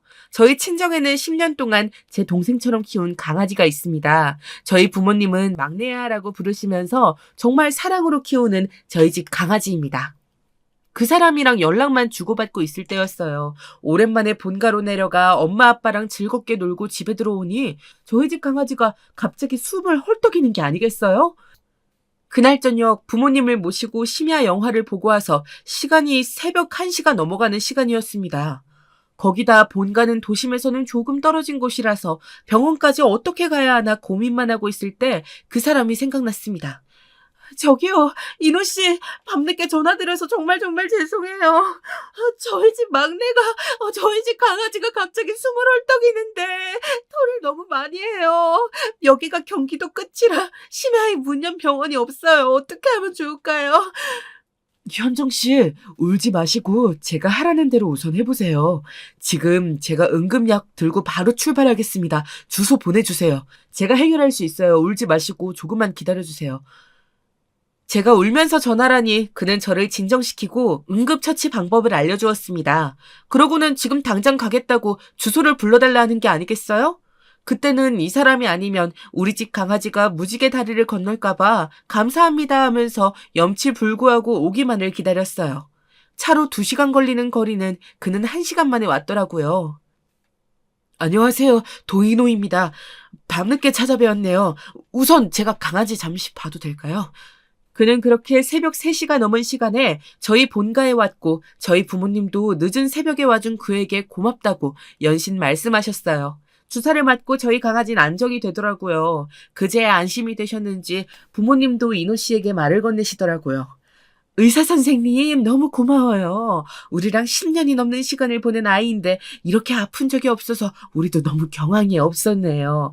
이 늦은 시간에 먼 길 와줘서 너무 고마워요. 다시 운전해서 가기엔 위험할 것 같으니 저희 손님방에서 눈 좀 붙이고 가요. 그래요, 이노 씨. 여기까지 와주셔서 너무 감사한데 이대로 보내는 건 아닌 것 같아요. 한숨 자고 저랑 같이 올라가요. 제가 운전 도와드릴게요. 네, 어머니 말씀대로 하겠습니다. 저는 아무 곳이나 잘 자니 걱정하지 마세요. 오늘은 제가 막내 보면서 잘 잘 테니 걱정하지 마시고 주무세요. 내일 아침에 뵙겠습니다. 그렇게 저희 집에 얼떨결에 인사를 하게 된 이노 씨에 대해 저희 엄마는 밤사이 저에게 어떤 사이냐고 물으시더라고요. 엄마는 제가 한 번도 남자친구를 집에 데리고 온 적도 없었기에 그 남자에 대해 정말 궁금하다는 눈빛이었습니다. 딸, 남자친구 없다며? 저 사람 너에게 호감 있는 것 같은데? 그게 아니면 누가 이 새벽에 1시간을 넘게 달려서 오니? 직업이 수의사인 것 알겠고, 나이는 어떻게 알게 된 사이인데? 나이는 나보다 7살 많고, 엄마, 내 친구 성현이 알지? 성현이가 다니는 병원 의사 선생님이시고, 몇 번 같이 밥 먹고, 이노 씨 나에게 호감을 표시하긴 하는데, 사실 3년 전에 이혼해서 돌싱이야. 그래서 아직 연인 관계는 아니고, 알고 지낸 오빠라고 할까? 요즘 돌싱이 대수야. TV 프로그램에 나와서 연애도 하는데 뭐 아이는 없지. 아이만 없으면 엄만 괜찮아. 인상도 좋아 보이고 직업도 탄탄하고 무엇보다 이렇게 사귀지도 않는 사이에 여기까지 와준 인성이면 엄만 한번 만나보는 것도 좋을 것 같은데. 이 일을 계기로 저는 그에게 마음을 열었고 저희는 연인이 되었습니다. 저 또한 강아지를 동생처럼 여기면서 10년이라는 세월을 보내서 그런지 마음이 쉽게 열리더라고요. 3개월 정도 연애를 하면서 이 남자는 정말 괜찮은 사람이구나라는 생각이 들었습니다. 술, 담배를 하지 않고 퇴근 후 테니스를 치는 거 말곤 나쁜 취미도 없고 그렇다고 성격이 강한 스타일이라서 보수적으로 행동하는 남자도 아니었습니다. 수의사라는 직업도 좋고 자가집도 있는데 왜 여태 여자친구가 없었을까 궁금했습니다. 정확히 1년 반 뒤 왜 이 남자가 여태 솔로였는지 알 수 있었지만 이때는 상상도 못했습니다. 그 이유 조금 이따 말씀드릴게요. 저는 이노 씨랑 100일이 되는 날 친구에게 우리가 사귀고 있다고 말을 했습니다. 친구는 이럴 줄 알았다고 웃으면서 말했습니다. 우리 선생님께서 너 오는 날에 유독 나에게 말을 많이 거시더라고. 지난번 회식 때 너에 대해서 물어보기도 하셨어. 남자친구는 없는지, 어디 사는지. 그래? 나는 그냥 얼굴이 웃는 상이셔서 잘 웃는 분이시구나 생각했지. 몰랐네. 그런데 의사 선생의 얼굴도 귀염상이시고. 그런데 왜 재혼은 안 하신 거야? 애도 없다면서 저렇게 성격도 좋은 남자가 왜 이혼을 했는지 궁금한데 혹시 아는 거 있어? 글쎄, 내가 이 병원 왔을 때부터 이혼하셨다고 했고 요즘 사실 이혼하는 사람들 많잖아. 아이도 없겠다. 성격이 너무 안 맞으면 한 살이라도 어릴 때 헤어지는 게 낫지. 안 그래? 친구의 말에 저도 더 이상 깊게 알아보지 않았습니다. 제 친한 친구 중에서도 첫사랑이랑 6년이라는 오랜 시간 연애하다가 결혼했지만 1년도 채 되지 않아서 이혼한 친구가 있기 때문에 이혼 문제는 부부 둘만의 문제뿐만 아니라 복합적인 문제가 얽혀 있으니 먼저 물어보기도 쉽지 않았어요. 그렇게 좋은 감정으로 저희 둘은 잘 만나고 있었습니다. 여름 휴가가 되어서 이노 씨랑 동남아로 휴가를 가기로 했습니다. 한 달 전부터 저희는 커플티를 사고 여행 날짜만을 기다렸습니다. 모든 직장인이 그렇겠지만 1년 중 가장 기다리는 날이 바로 휴가잖아요. 예전부터 가고 싶었던 호텔도 예약을 하고 수영복에 옷에 하루하루 휴가 날짜만 기다렸습니다. 드디어 기다리던 휴가날, 아침에 10시에 데리러 온다는 그가 연락이 안 되는 겁니다. 비행기는 오후 3시 비행기라 시간이 조금 남아있었지만 저랑 연애를 시작하고 나서 한 번도 연락이 안 된 적도 없었고 약속 시간도 늦은 적이 없는 사람이었기에 걱정부터 되었습니다. 10통 넘게 전화를 해도 받질 않아서 그의 집으로 가봤습니다. 집에도 그는 없었습니다. 비행기 시간이 다 되어가는데 연락이 없던 그가 비행기 시간 1시간 전에 전화가 왔더라고요. 이노 씨, 무슨 일이야? 왜 이렇게 연락이 안 돼? 어디야 지금? 자기야, 미안해. 엄마가 갑자기 위경련이 와서 응급실에 왔다가 이제야 전화기를 찾아서 전화를 하네. 미안해. 아, 비행기 놓쳤는데 어떡하지? 내가 다음 비행기 알아볼게. 지금 엄마 수액 다 맞으시고 집에 모셔다 드리고 자기에게 갈게. 정말 미안해. 사실 어머니가 아프시다고 하니 걱정도 되었지만 큰 수술도 아니고 위경련 정도는 아들이 여행 간다고 하면 주사 맞고 혼자 갈 수 있는 정도 아닌가요? 솔직히 조금 이해가 가지 않았습니다. 병원에서 주사를 맞고 혼자 못 가실 정도로 아픈 거였으면 입원을 했을 텐데 말이죠. 저는 그렇게 여행 가방을 들고 그의 집에서 기다렸습니다. 2시간 정도 기다리면 올 줄 알았던 이노 씨는 오지 않더라고요. 전화를 해볼까 하다가 비행기표나 알아보자 생각이 들어서 밤 비행기표로 알아보고 있었습니다. 기다려도 계속 연락이 오지 않자 제가 먼저 전화를 걸었습니다. 자기야, 나 자기 집 앞에서 기다리고 있는데 혹시 우리 집으로 간 거야? 연락도 없고 또 무슨 일 있어? 아, 엄마가 혼자 있기 싫으시다고 하시네. 몸이 힘드시니까 오늘은 여기서 자고 집으로 넘어가야 할 것 같아. 자기 그냥 집에 가 있으면 내가 내일 자기 집으로 갈게. 택시 불러줄 테니까 택시 타고 가. 미안해, 엄마가 부른다. 조금 이따 전화할게. 이노 씨는 그렇게 전화를 끊더라고요. 아니, 위경련이라는 병은 모든 직장인이라면 한 번쯤은 겪어보는 병 아닌가요? 저 또한 위가 좋지 않은 편이라 자주 겪는데요. 주사 맞고 약 먹으면 괜찮아지는 증상인데 이렇게 아들한테 혼자 있기 싫다고 할 정도로 아픈 병이 아닌데 그러시는 것 보니 의아했습니다. 그리고 이노 씨의 이런 행동도 이해가 잘 되지 않았습니다. 그때부터였던 것 같아요. 이노 씨와 이노 씨 어머니의 관계가 일반적이지 않다는 생각을 했던 게. 제가 그때 조금 더 눈치 빠르게 두 사람의 관계를 알았더라면 좋았을 텐데 그땐 저도 어린 나이라서 잘 몰랐어요. 어머니들이 이렇게 아들에게 집착이 심하신지를요. 물론 모든 홀시어머니가 그러시진 않겠죠. 혼자서 택시를 타고 집으로 오는 길에 우리 관계 이대로 괜찮을까라는 생각을 하긴 했지만 불효자 아들보다는 효자 아들이 더 낫고 착한 심성을 가진 사람이니까 그럴 수도 있다고 생각했습니다. 비록 반년 동안 기다리던 여름 휴가는 이렇게 망쳤지만 말이죠. 다음날 그가 와서 많은 이야기를 해주더라고요. 정말 미안해. 다시 표를 알아보려고 했는데 지금 너무 성수기라 표를 구하기가 쉽지 않네. 엄마가 갑자기 위경련을 하실지 몰랐어. 오늘 내가 호캉스는 준비했으니까 한번 봐주라. 사실 내가 엄마한테 좀 약해. 우리 엄마가 나 아버지 돌아가시고 키우시면서 병원 차리는 것부터 정말 많이 도와주셨거든. 정말 나 하나 보고 사신 분이라서 엄마만 생각하면 마음이 좀 그래. 자기한테 한 번은 말해야지 했는데 사실 전 부인과 이혼 사유가 어머니랑 너무 안 맞아서 둘 사이에 내가 너무 힘들었어. 어머니가 주선해준 선자리에서 본 여자랑 비슷한 조건이라 결혼했는데 결혼 생활이 잘 안 되더라. 그래서 1년도 못 살고 이혼했어. 내가 왜 이혼했는지 궁금했잖아. 사실 그와 데이트할 때마다 이렇게 좋은 남자가 왜 이혼했을까라는 생각을 참 많이 했습니다. 하지만 그의 입으로 이혼 사유를 들으니 마음이 싱숭생숭하더라고요. 시어머니와 며느리가 사이가 안 좋아서 헤어졌고 결혼 또한 어머니가 마음에 드는 선자리에서 만난 여자랑 6개월 만에 했다는 것도 놀라웠습니다. 그리고 그는 이런 말을 하더라고요. 사실 나는 너 처음 봤을 때부터 좋았어. 그런데 내가 이혼해서 그런지 다가가기 힘들었는데 우리 강아지 덕분에 연인이 되었네. 나는 자기가 우리 엄마랑 잘 맞을 거라 생각해. 같이 좋은 가족이 될 수 있다고 믿어. 이렇게 가슴 뜨겁게 사랑해본 여자는 당신이 처음이야. 이렇게 내가 사랑하는 여자랑 결혼까지 생각하는 건 정말 당신이 처음이야. 이야기해줘서 고마워. 티는 안 냈지만 궁금하긴 했어. 사실 오빠 조건이면 이혼하고 나서도 선자리 계속 들어왔을 텐데 왜 연애도 안 하고 솔로로 있을까 궁금했었거든. 내가 공무원이라 나이 많으신 분이랑 접할 기회도 많아서 어머니랑도 잘 맞춰볼게. 처음부터 잘 맞는 사람이 어디 있겠어? 가족이다 생각하고 맞춰가는 거지. 그렇게 말해줘서 고마워. 사실 전 와이프는 이상하게 엄마랑만 있으면 그렇게 화를 내고 나중엔 엄마랑 연을 끊으라고 하더라. 그래서 마음이 돌아서서 이혼을 했거든. 다시는 두 여자 사이에서 스트레스 받기 싫어서 사실 모든 선자리나 미팅이나 다 거절했는데 너를 만나려고 그랬나 봐. 연애할 때는 무슨 말을 해도 다 좋게 들리잖아요. 그는 저에게 사실을 이야기해 줬는데 저는 그 말을 전 부인이랑 너는 다르니 넌 잘할 수 있을 거라고 받아들였습니다. 지금은 왜 전 와이프가 이혼까지 했는지 100% 이해가 가네요.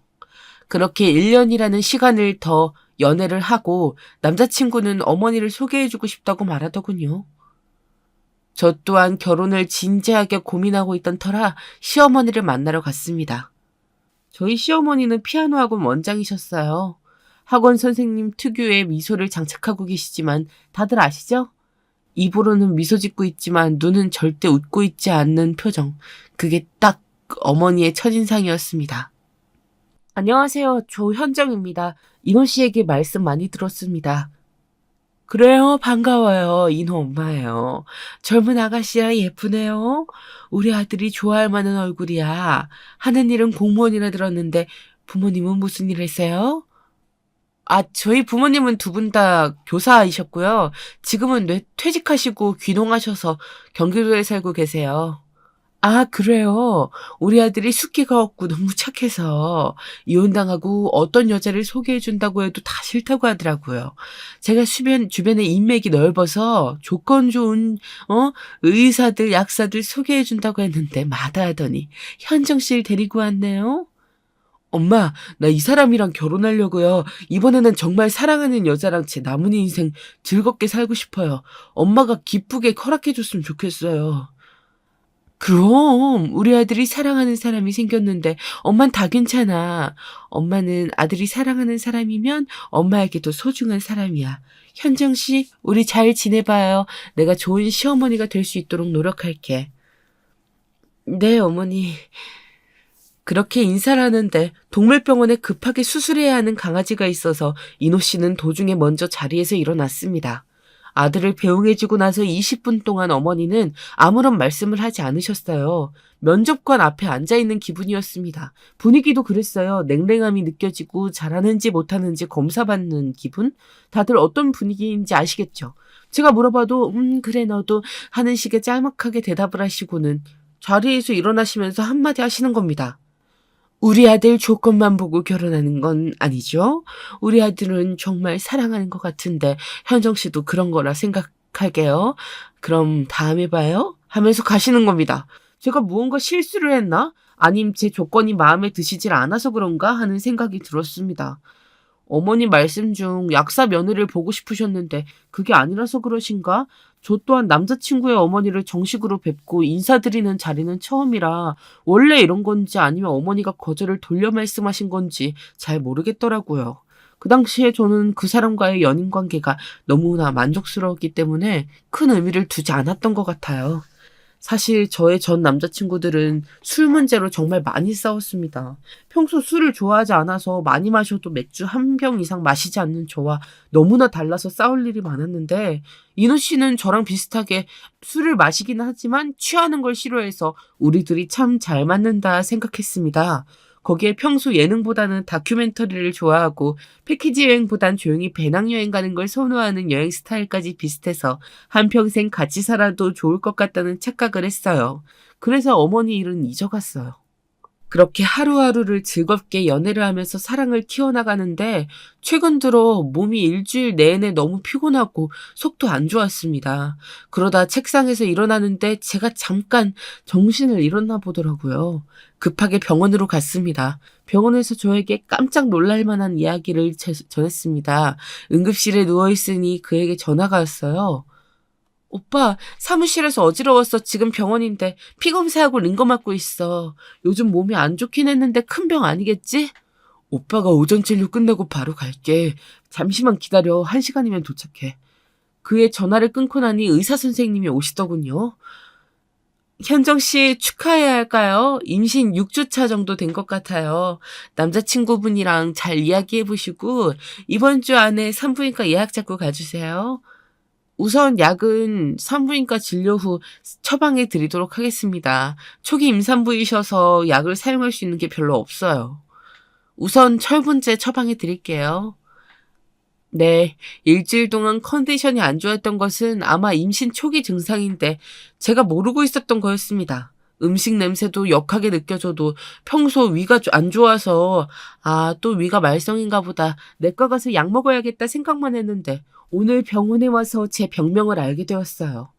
이 남자를 좋아하긴 하지만 갑작스러운 임신이라 정신을 못 차리는 사이에 인호 씨를 저를 찾아서 병원으로 왔더라고요. 그의 얼굴을 보는 순간 눈물이 났습니다. 점심도 안 먹고 급하게 오느라 슬리퍼를 그대로 신고 온 남자를 보니 그와 가정을 꾸려야겠다는 확신이 들었습니다. 그에게 임신 소식을 알리니 그 또한 얼떨떨 하더라고요. 그러고는 아무 걱정하지 말고 자기만 믿으라고 그렇게 말했습니다. 결혼 준비부터 자기가 다 할 테니 걱정하지 말고 예쁜 아기 만날 좋은 생각만 하라고 말이죠. 그런데 그 다음날 모르는 번호로 전화가 왔습니다. 저 인호 엄마입니다. 잠시 만났으면 하는데 제가 그 근처로 가겠습니다. 점심시간이 1시부터이죠. 1시에 그 근처 카페에서 봐요. 저는 어머니의 전화를 끊고 인호 씨에게 전화를 했습니다. 한 번도 연락 안 하신 분이 연락을 하셔서 지금 당장 보자고 하시니 걱정이 많이 되었습니다. 예전에 한 번 배웠을 때도 저를 쏙 마음에 들어 하시지 않는 건 알고 있었습니다. 인호 씨는 그럴 일이 없다며 아들 가진 엄마가 서운해서 그런가 하면서 그 당시엔 웃고 넘겼는데 정작 결혼을 앞두고 나니 수많은 걱정들이 머릿속에 맴돌았습니다. 어머니가 안 좋은 소리를 하면 어떡하나 걱정이 앞섰습니다. 1시가 되자 어머니는 문자를 보내셨습니다. 어머니 문자를 받고 바로 나갔어요. 어머니, 안녕하세요. 오랜만에 뵙습니다. 잘 지내셨어요? 그래요. 인호가 어제 말해줘서 결혼 이런 걸 우리 둘이서 만나서 이야기를 빨리 하는 게 서로에게 좋을 것 같아서 전화를 했어요. 신혼집은 인호 집에 그대로 들어와서 살아도 무리 없을 거예요. 애 낳고 나면 우리 아파트 단지 쪽으로 제가 집 사줄 테니 걱정 말아요. 지금 인호 집 계약 기간이 1년 정도 남아있으니 집 문제는 해결되었고 아이 낳고도 계속 일할 생각이죠.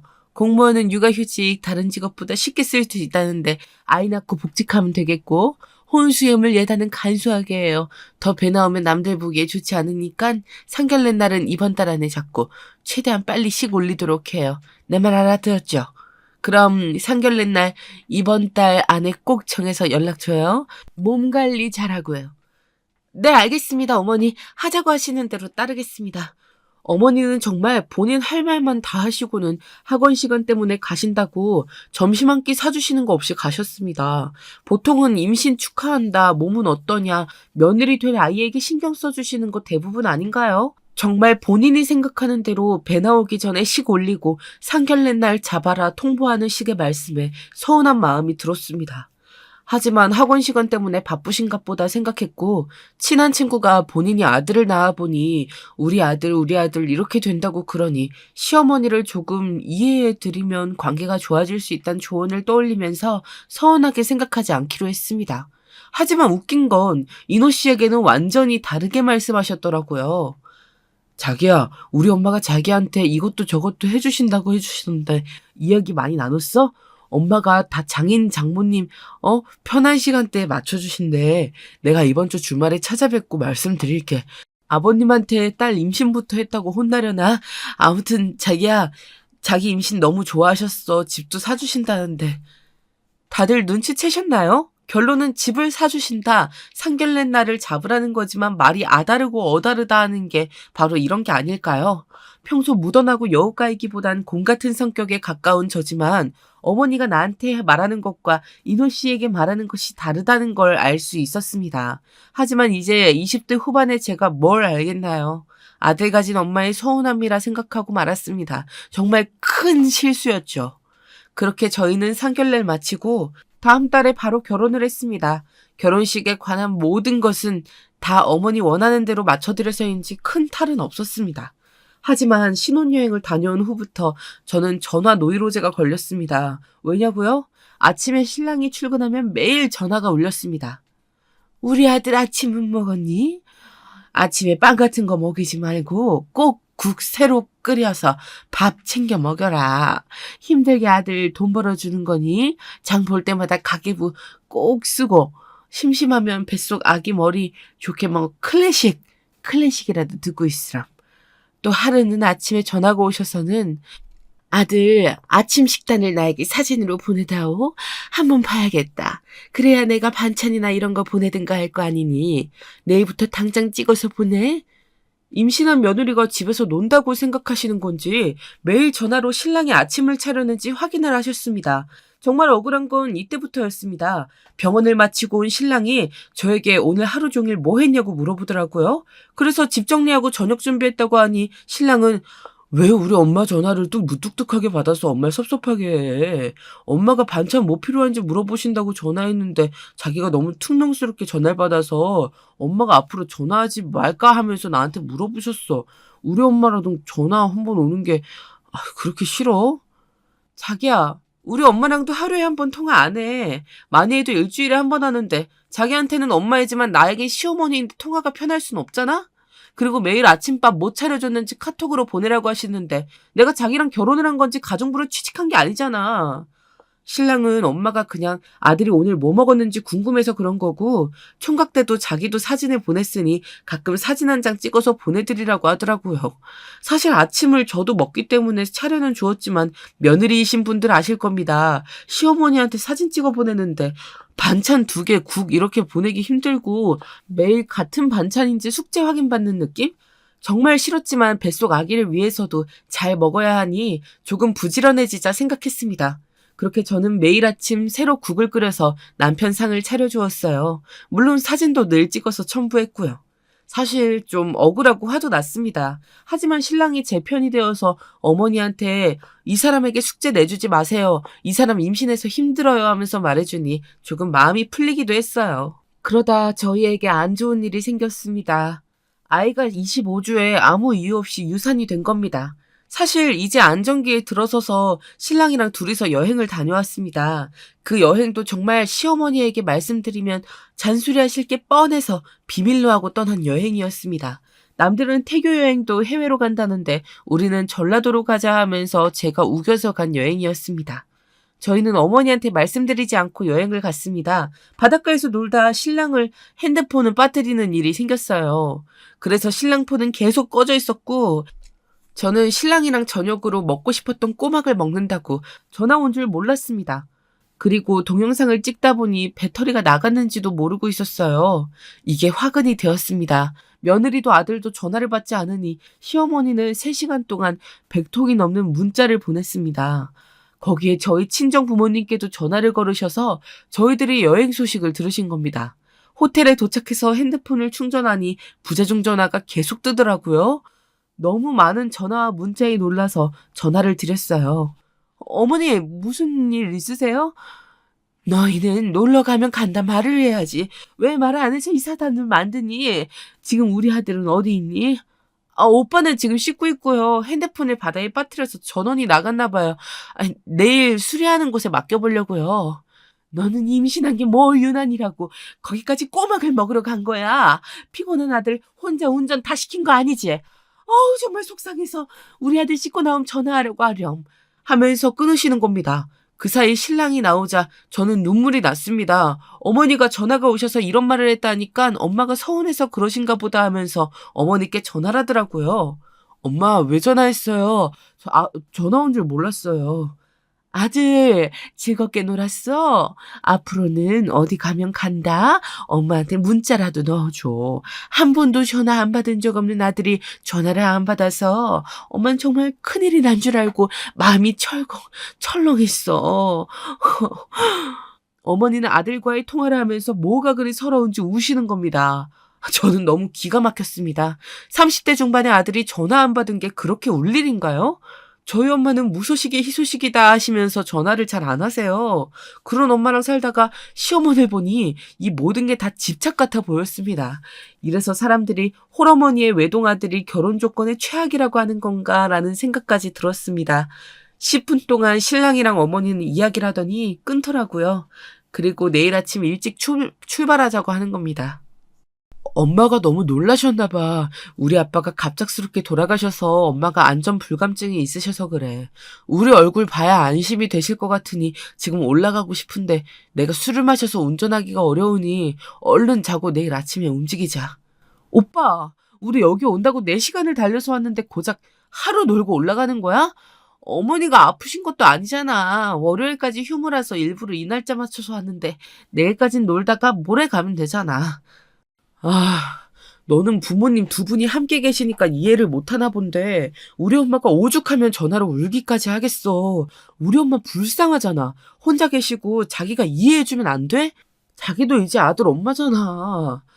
저에게 너도 이제 엄마이니 엄마의 마음을 알지 않냐며 이해를 시키는데 솔직히 저는 제 아들에게 이렇게까지 집착하면서 키우고 싶지 않아요.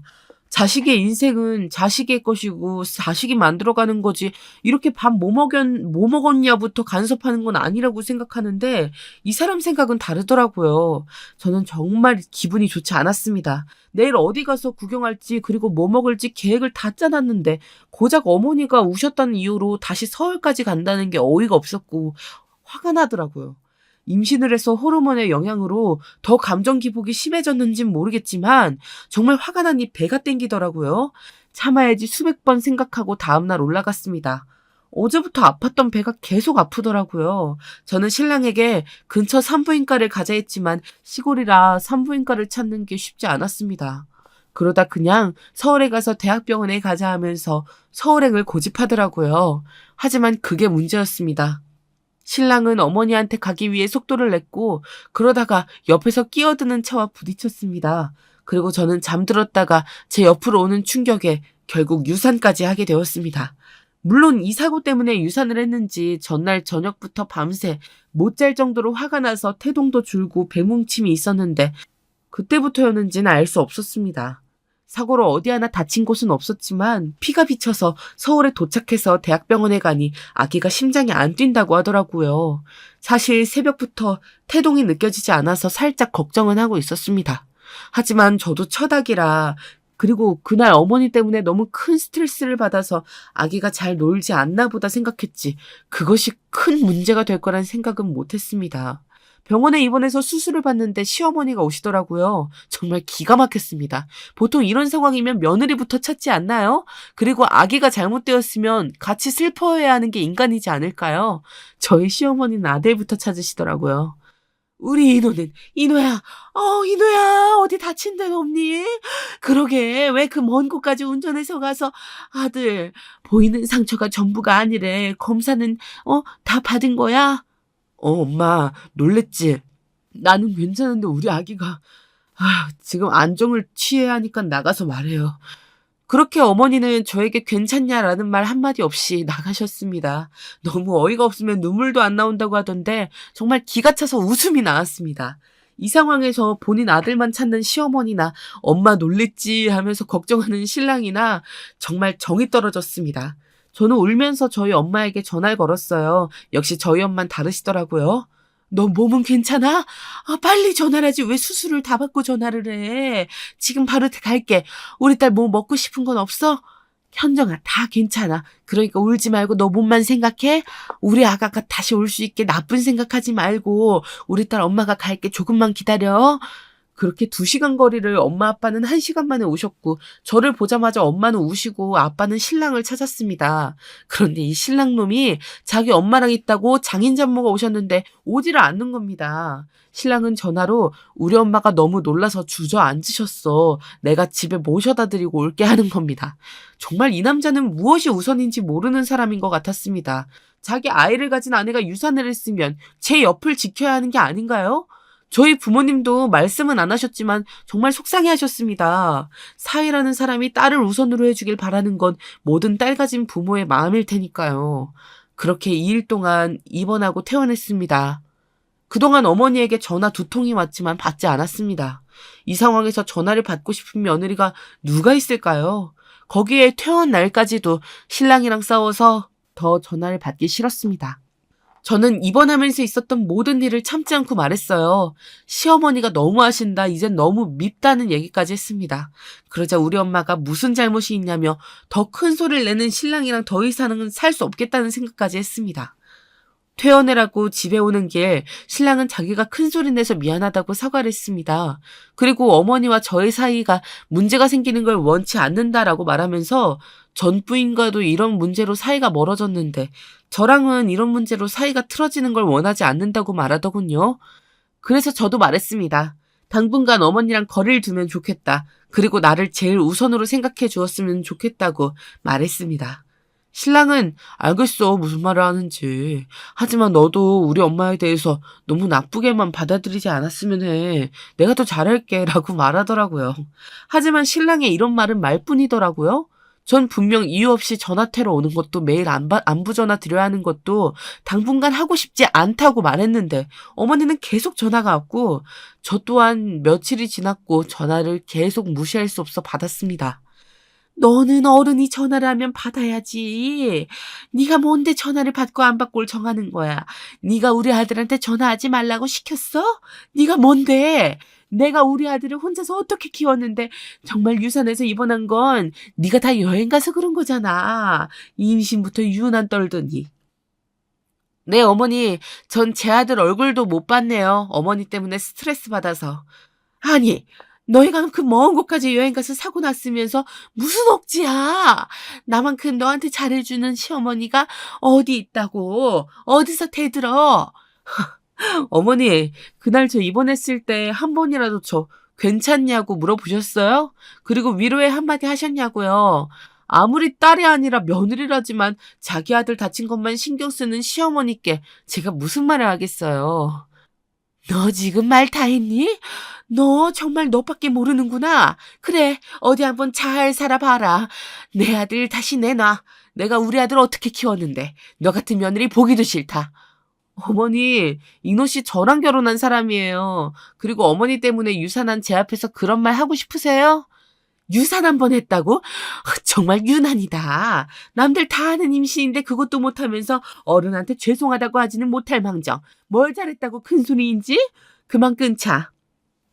그렇게 통화가 끝나고 일주일이 지났습니다. 신랑이랑 사이는 좋을 수가 없었죠. 그날은 저희 신랑이 술을 마시고 들어왔더라고요.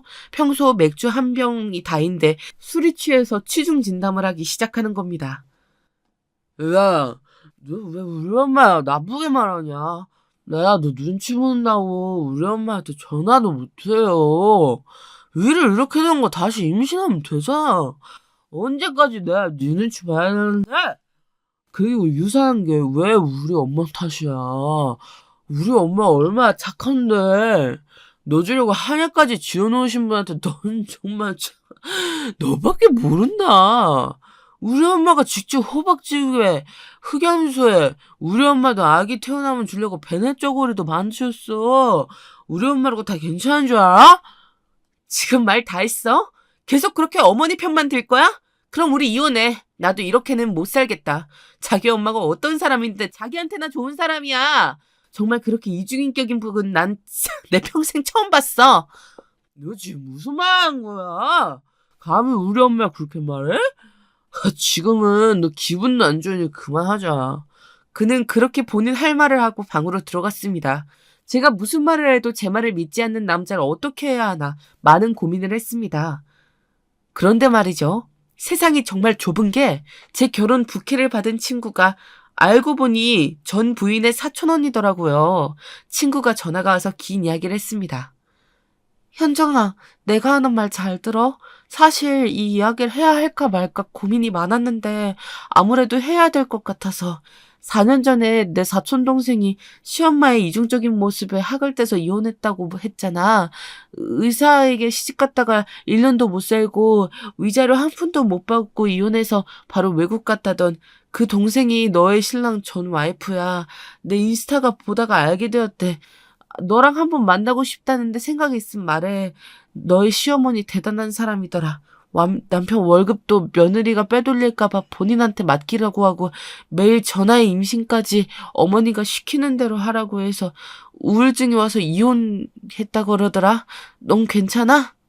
친구의 이야기를 듣다 보니 만나서 자세히 알아봐야겠다는 생각이 들었습니다. 그렇게 저는 신랑 몰래 전 와이프를 만나서 왜 이혼했는지 그 사람의 입장에서가 아닌 와이프 입장에서의 이야기를 듣게 되었습니다. 정말 끔찍하더라고요. 저한테 하는 건 정말 그나마 착해진 수준이라고 하면 이해 가시겠죠? 저희가 그렇게 싸우고 난 다음 날이 어머니 생신이었습니다. 하지만 도저히 전화할 마음도 생기지 않고 찾아뵐 생각도 들지가 않았습니다. 만나면 정말 싸울 것 같아서 오늘은 전화도 찾아뵙는 것도 도리가 아닌 것 같았어요. 적어도 생신날에 싸우고 싶지 않았습니다. 하지만 신랑은 화를 내면서 집으로 들어왔습니다. 너 우리 엄마 생신인데 전화 한 통 안 하느냐? 나랑 싸웠다고 지금 우리 엄마 무시하는 거야? 우리 엄마를, 우리 집을 뭘로 보고 네가 잘한 게 뭐가 있다고. 우리 엄마가 우리한테 얼마나 잘했는데 네가 감히 우리 엄마를 계속 무시해? 신랑은 자기 분에 못 이겨 숨을 거칠게 쉬었습니다. 그러곤 저에게 손찌검을 하는 겁니다. 아, 이제 정말 마지막 남은 정도 떨어졌겠다. 제가 준비한 모든 것을 그 사람에게 돌려주었습니다. 저는 그를 똑바로 쳐다보면서 말했습니다. 그래? 그럼 이 통화 목록들 다 듣고도 말해볼래? 그런 말 나오는지? 아, 그리고 말이야. 나 어제 자기 전 부인 만났어. 알고 보니 내 친구의 사촌동생이더라. 세상이 참 좁아. 내 결혼사진 보고 친구가 알려줘서 만났는데 자기 어머니가 며느리 쫓아내시는데 일가견이 있으시더라? 저는 그렇게 말하고 그간 어머니의 통화 내용을 들려주었습니다. 저한테 욕을 하신 것부터 아기 유산 후 유세 떠나고 비아냥거리는 것까지, 그리고 마지막으로 전 부인과의 통화 내용까지 다 들은 그 사람은 그 자리에서 주저앉았습니다. 사실 전 부인과의 통화는 제가 따로 부탁한 거였습니다. 어머니가 주선한 선자리였음에도 마음에 들지 않았던 며느리에게 임신하지 마라, 그리고 매일 전화해라 독촉에 스트레스로 인해 탈모가 오고 나중에는 시어머니 얼굴만 보면 구역질이 나올 만큼 힘들었는데 힘들다고 말하면 부부싸움이 되기에 입을 다물게 되었고 나중에는 신랑이랑 대화 자체를 꺼려하게 되었다고 말했습니다. 또 그녀는 이혼을 하지 않으면 자기가 죽을 것 같아서 이혼했다는 이야기를 신랑은 다 듣고는 정신이 나가 있더라고요. 아니, 이런 말을 우리 엄마가 했다고? 아니야, 우리 엄마 이런 사람 아니야. 그 사람이 잘못 알고 있는 거야. 거짓말일 거야. 믿을 수가 없어. 사실 전 부인을 만나는 건 정말 어렵고 어색했어요. 하지만 시어머니라는 적 앞에서 우리는 둘도 없는 친구가 되었습니다. 언니, 저는요, 그때 너무 어렸고 사회생활을 한 번도 하지 못한 채 대학 졸업 후 시험 준비하다가 결혼을 해서 무조건 입 다물고 살면 되는 줄 알았어요. 그때 시험에도 2번이나 떨어지자 결혼이 도피처럼 느껴졌어요. 그렇게 살면 안 되는데 수의사이다 보니 돈 걱정 없겠다 생각을 했고 그 사람이 호감형이긴 하니까요. 그런데 저 1년 만에 살이 10kg 빠지고요.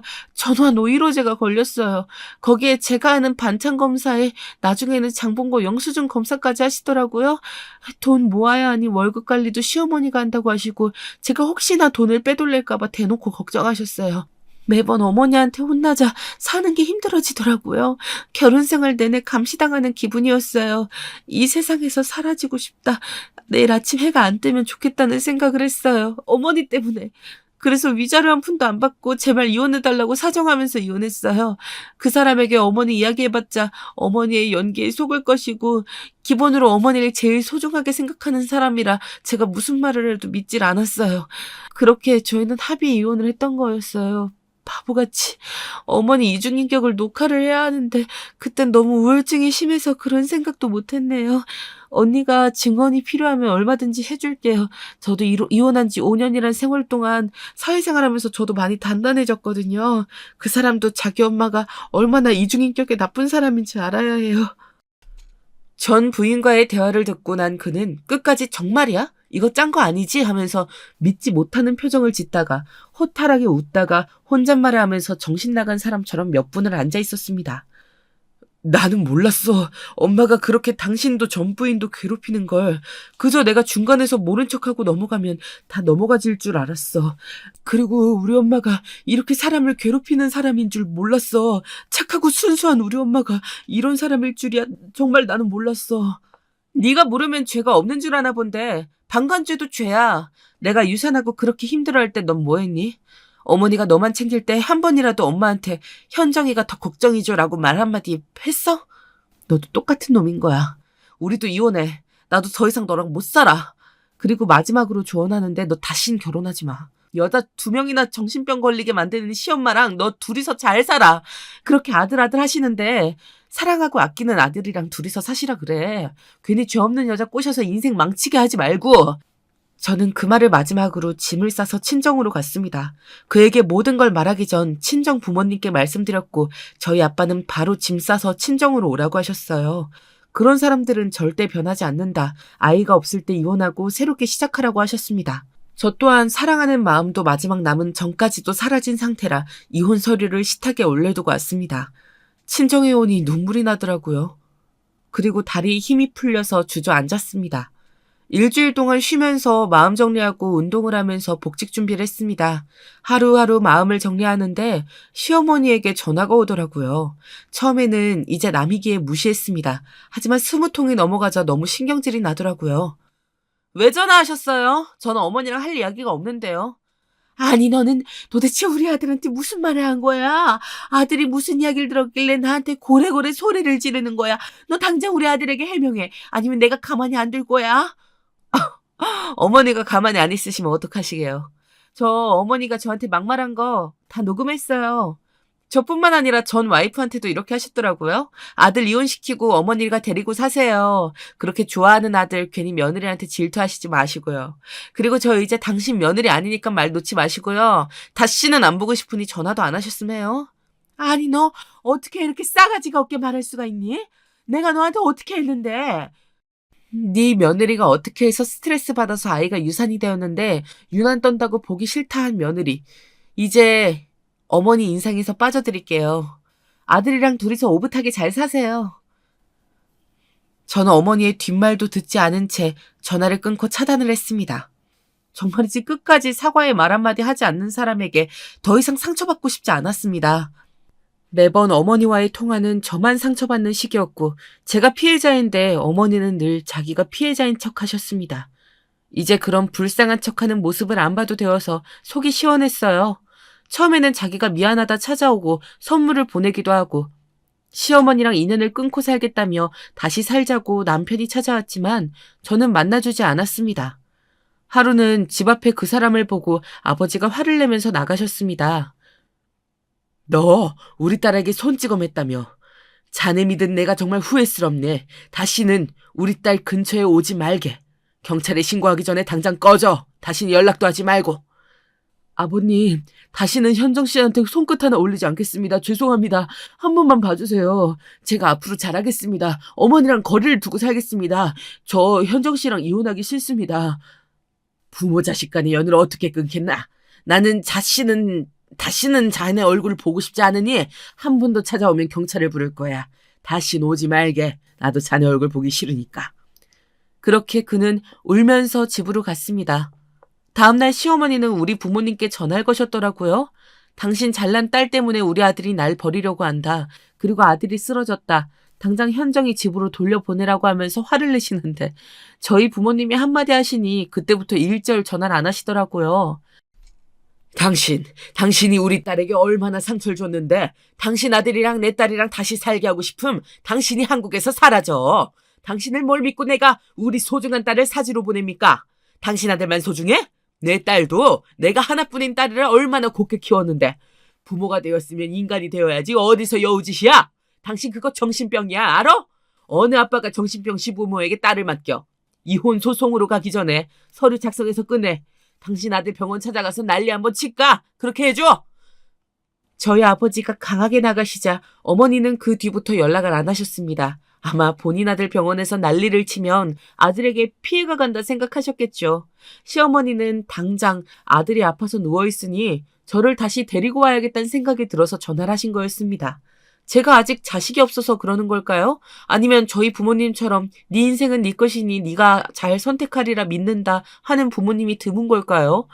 이렇게 아들에게 집착하는 시어머니를 보면서 내가 시어머니가 되어도 절대 저렇게 늙어가면 안 되겠다 생각했습니다. 사랑하는 아이의 앞길을 망치는데 그걸 모르는 부모가 되면 안 되겠다 다짐했어요. 아마 제 사연을 들으시는 분들 중 자식에게 너무 올인하면서 사시는 분들도 계실 거예요. 그러다 보면 안 좋은 방향으로 생각이 뻗어나가면 저희 시어머니처럼 집착하게 되실 겁니다. 그러지 말아요, 우리. 자식의 인생과 나의 인생을 동일시하는 거 정말 위험한 생각인 것 같아요. 그리고 홀어머니의 외동아들인 집에 특히 아들에 대한 집착이 느껴진다면 결혼은 절대 하지 마세요. 제 사연을 들으시면서 느끼신 게 많으실 거라 생각해요. 자신의 행복을 찾는 그런 인생을 살길 바랍니다. 그 사람은 병원 문 닫고 사라졌다고 친구에게 전해 들었는데 그 사람 또한 엄마에게서 독립하는 법을 배워야겠죠. 저는 복직을 하고 지금 제 인생을 찾아서 행복한 하루하루를 보내고 있습니다. 스스로의 삶을 스스로가 책임지는 인생, 그게 진정한 내 삶이 아닐까요?